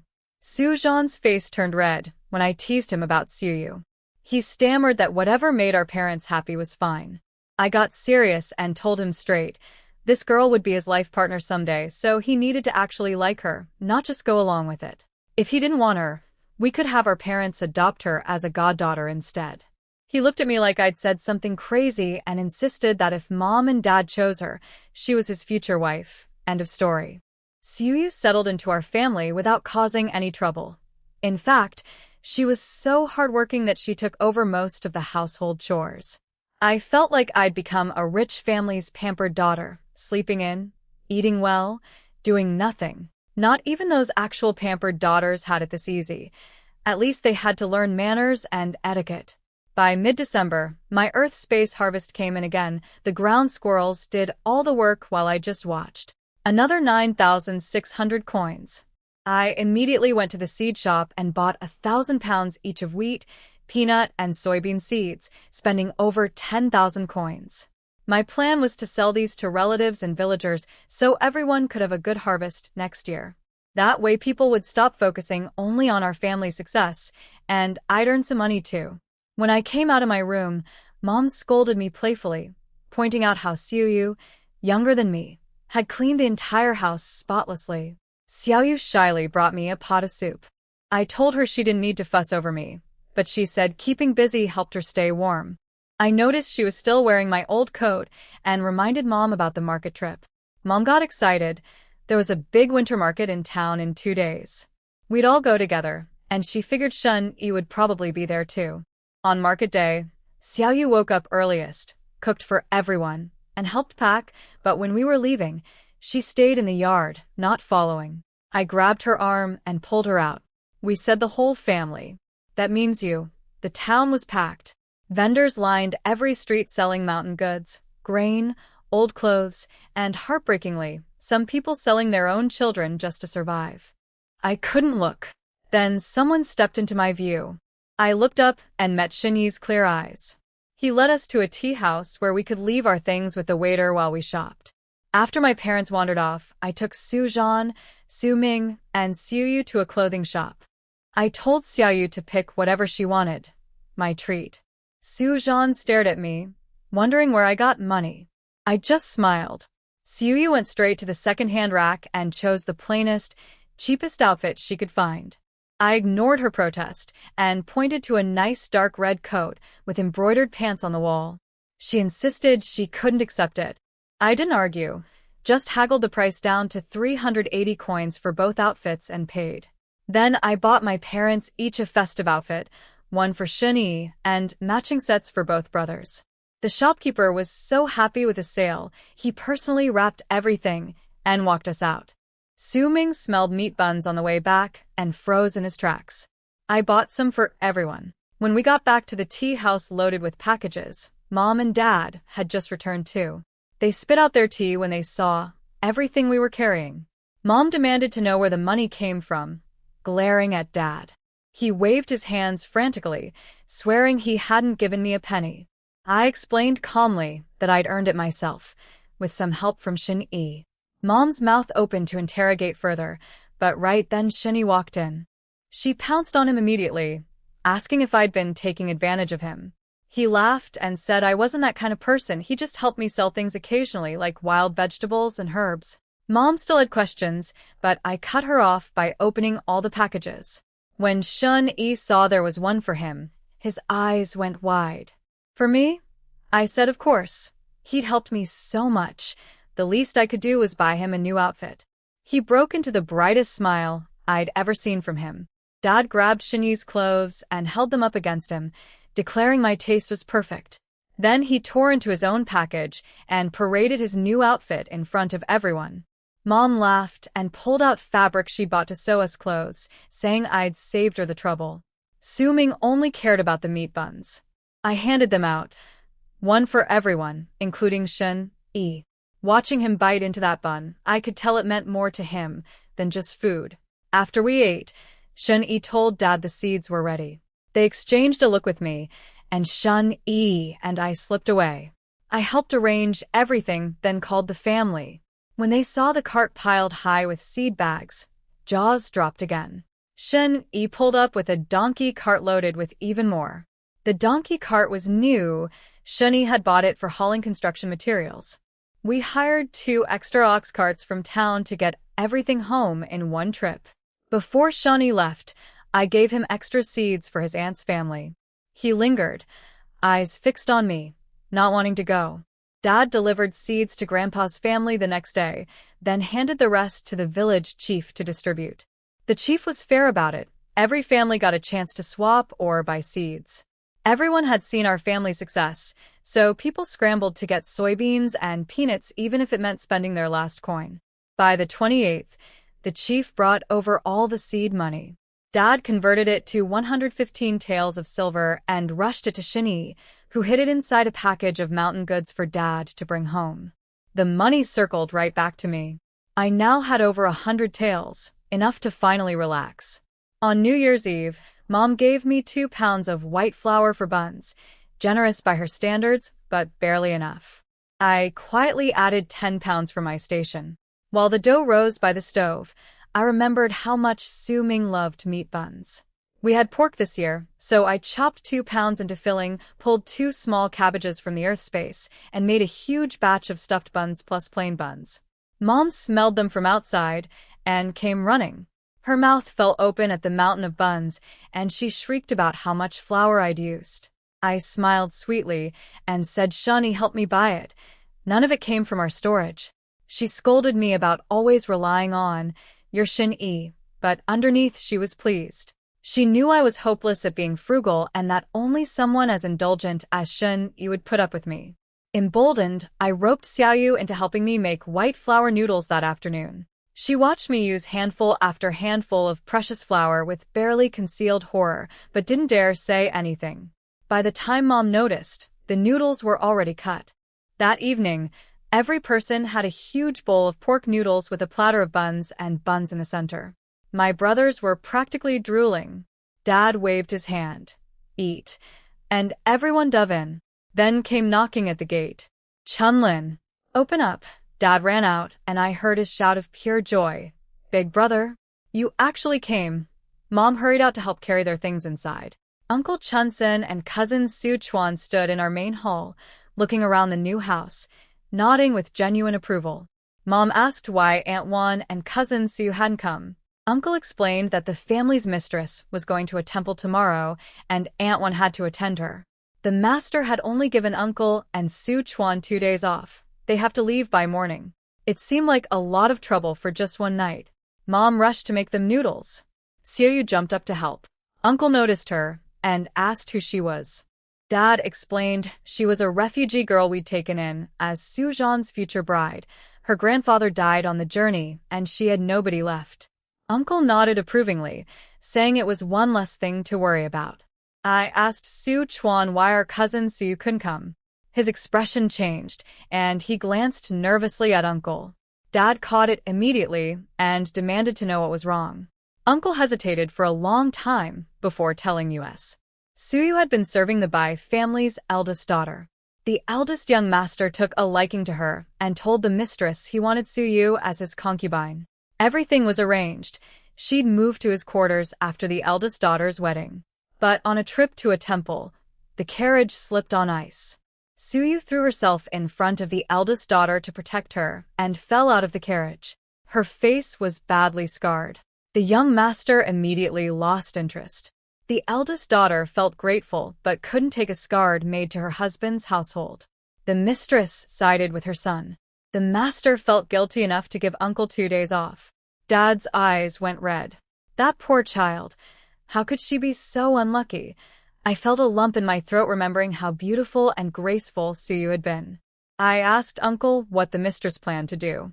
Uncle said the mistress offered two options: return Suyu's servant contract and give her money to leave and marry outside, or promote her to the mistress's personal maid. But the mistress preferred the first option since the young master would visit her quarters regularly, and she didn't want him feeling uncomfortable seeing Suyu. Uncle watched our faces anxiously, not sure how we'd react. I stood up without hesitation. This isn't even a choice. She has a chance to get out of servitude. Of course she takes it. Dad agreed instantly. In the Bai household, no matter how comfortable life seemed, their lives belonged to someone else. Back home things were simpler, but we had a house and food now. Suyu was raised with good taste and manners. A scar wouldn't stop her from finding a decent husband. Dad told Uncle to send her home, and he'd take care of her.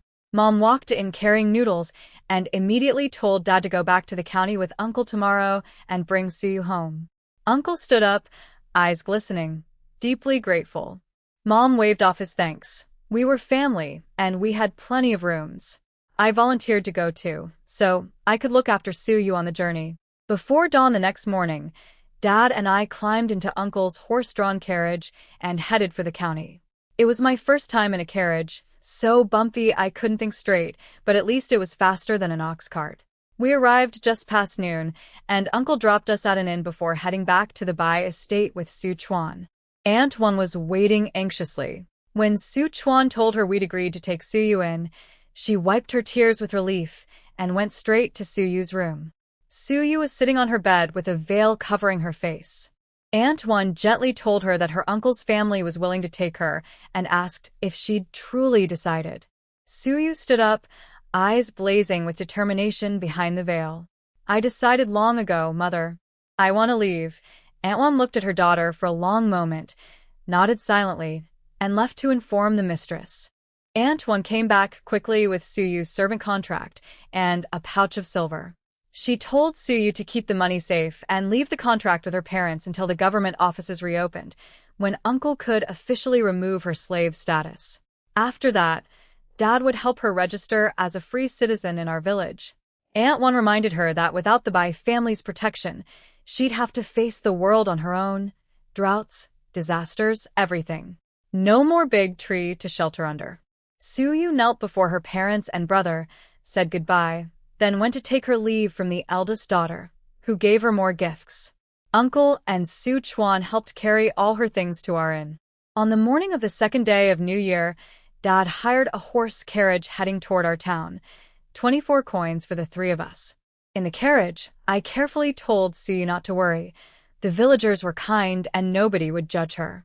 Dad said he'd find her a good, honest husband from a decent family, which was better than being some rich man's concubine. She thanked him sweetly, showing no sign of sadness. Once Dad went outside to chat with the driver, Suyu leaned close and whispered something that nearly made me blow the roof off the carriage. I did this to my own face. I practically screamed. She pulled off her veil and showed me. The wound was a thin, long cut along her jawline, freshly scabbed and dramatic-looking now, but clearly the kind of thing that would fade with time. A little powder would make it invisible. She laughed bitterly and explained everything. The young master had always showered her with attention, calling her a fairy, sending her gifts through her brother, and claiming her before anyone else could. But the moment he saw one small scar, he ran like he'd seen a ghost. Then she told me the real reason. The young master had been secretly sleeping with his wife's maid while pretending to be a devoted husband. He told his wife he only wanted Suyu as a concubine because of her brother's loyal service, a noble-sounding excuse to cover his real intentions. Suyu refused to play along. She deliberately injured herself, and just as she predicted, his true nature came out. His anger wasn't about concern for her. It was about losing something he felt entitled to without ever having gotten a taste. I hugged her tight. I told her that even if a man like that truly loved her, his love would never last. As a concubine, her whole life would be one small room, bowing to the main wife, with children who couldn't call her mother. If the young master found someone new, her situation would only get worse. Leaving was the best thing that could have happened. Suyu looked at me with surprise. She hadn't expected a village girl to see things so clearly. She said if she'd thought this way sooner, she could have spared herself a lot of pain. But the outcome wasn't bad. She pulled out a beautiful jade plum blossom hairpin that the eldest daughter had given her as a parting gift and tucked it into my hair. It suits you. Don't you dare take it off. We talked the entire ride.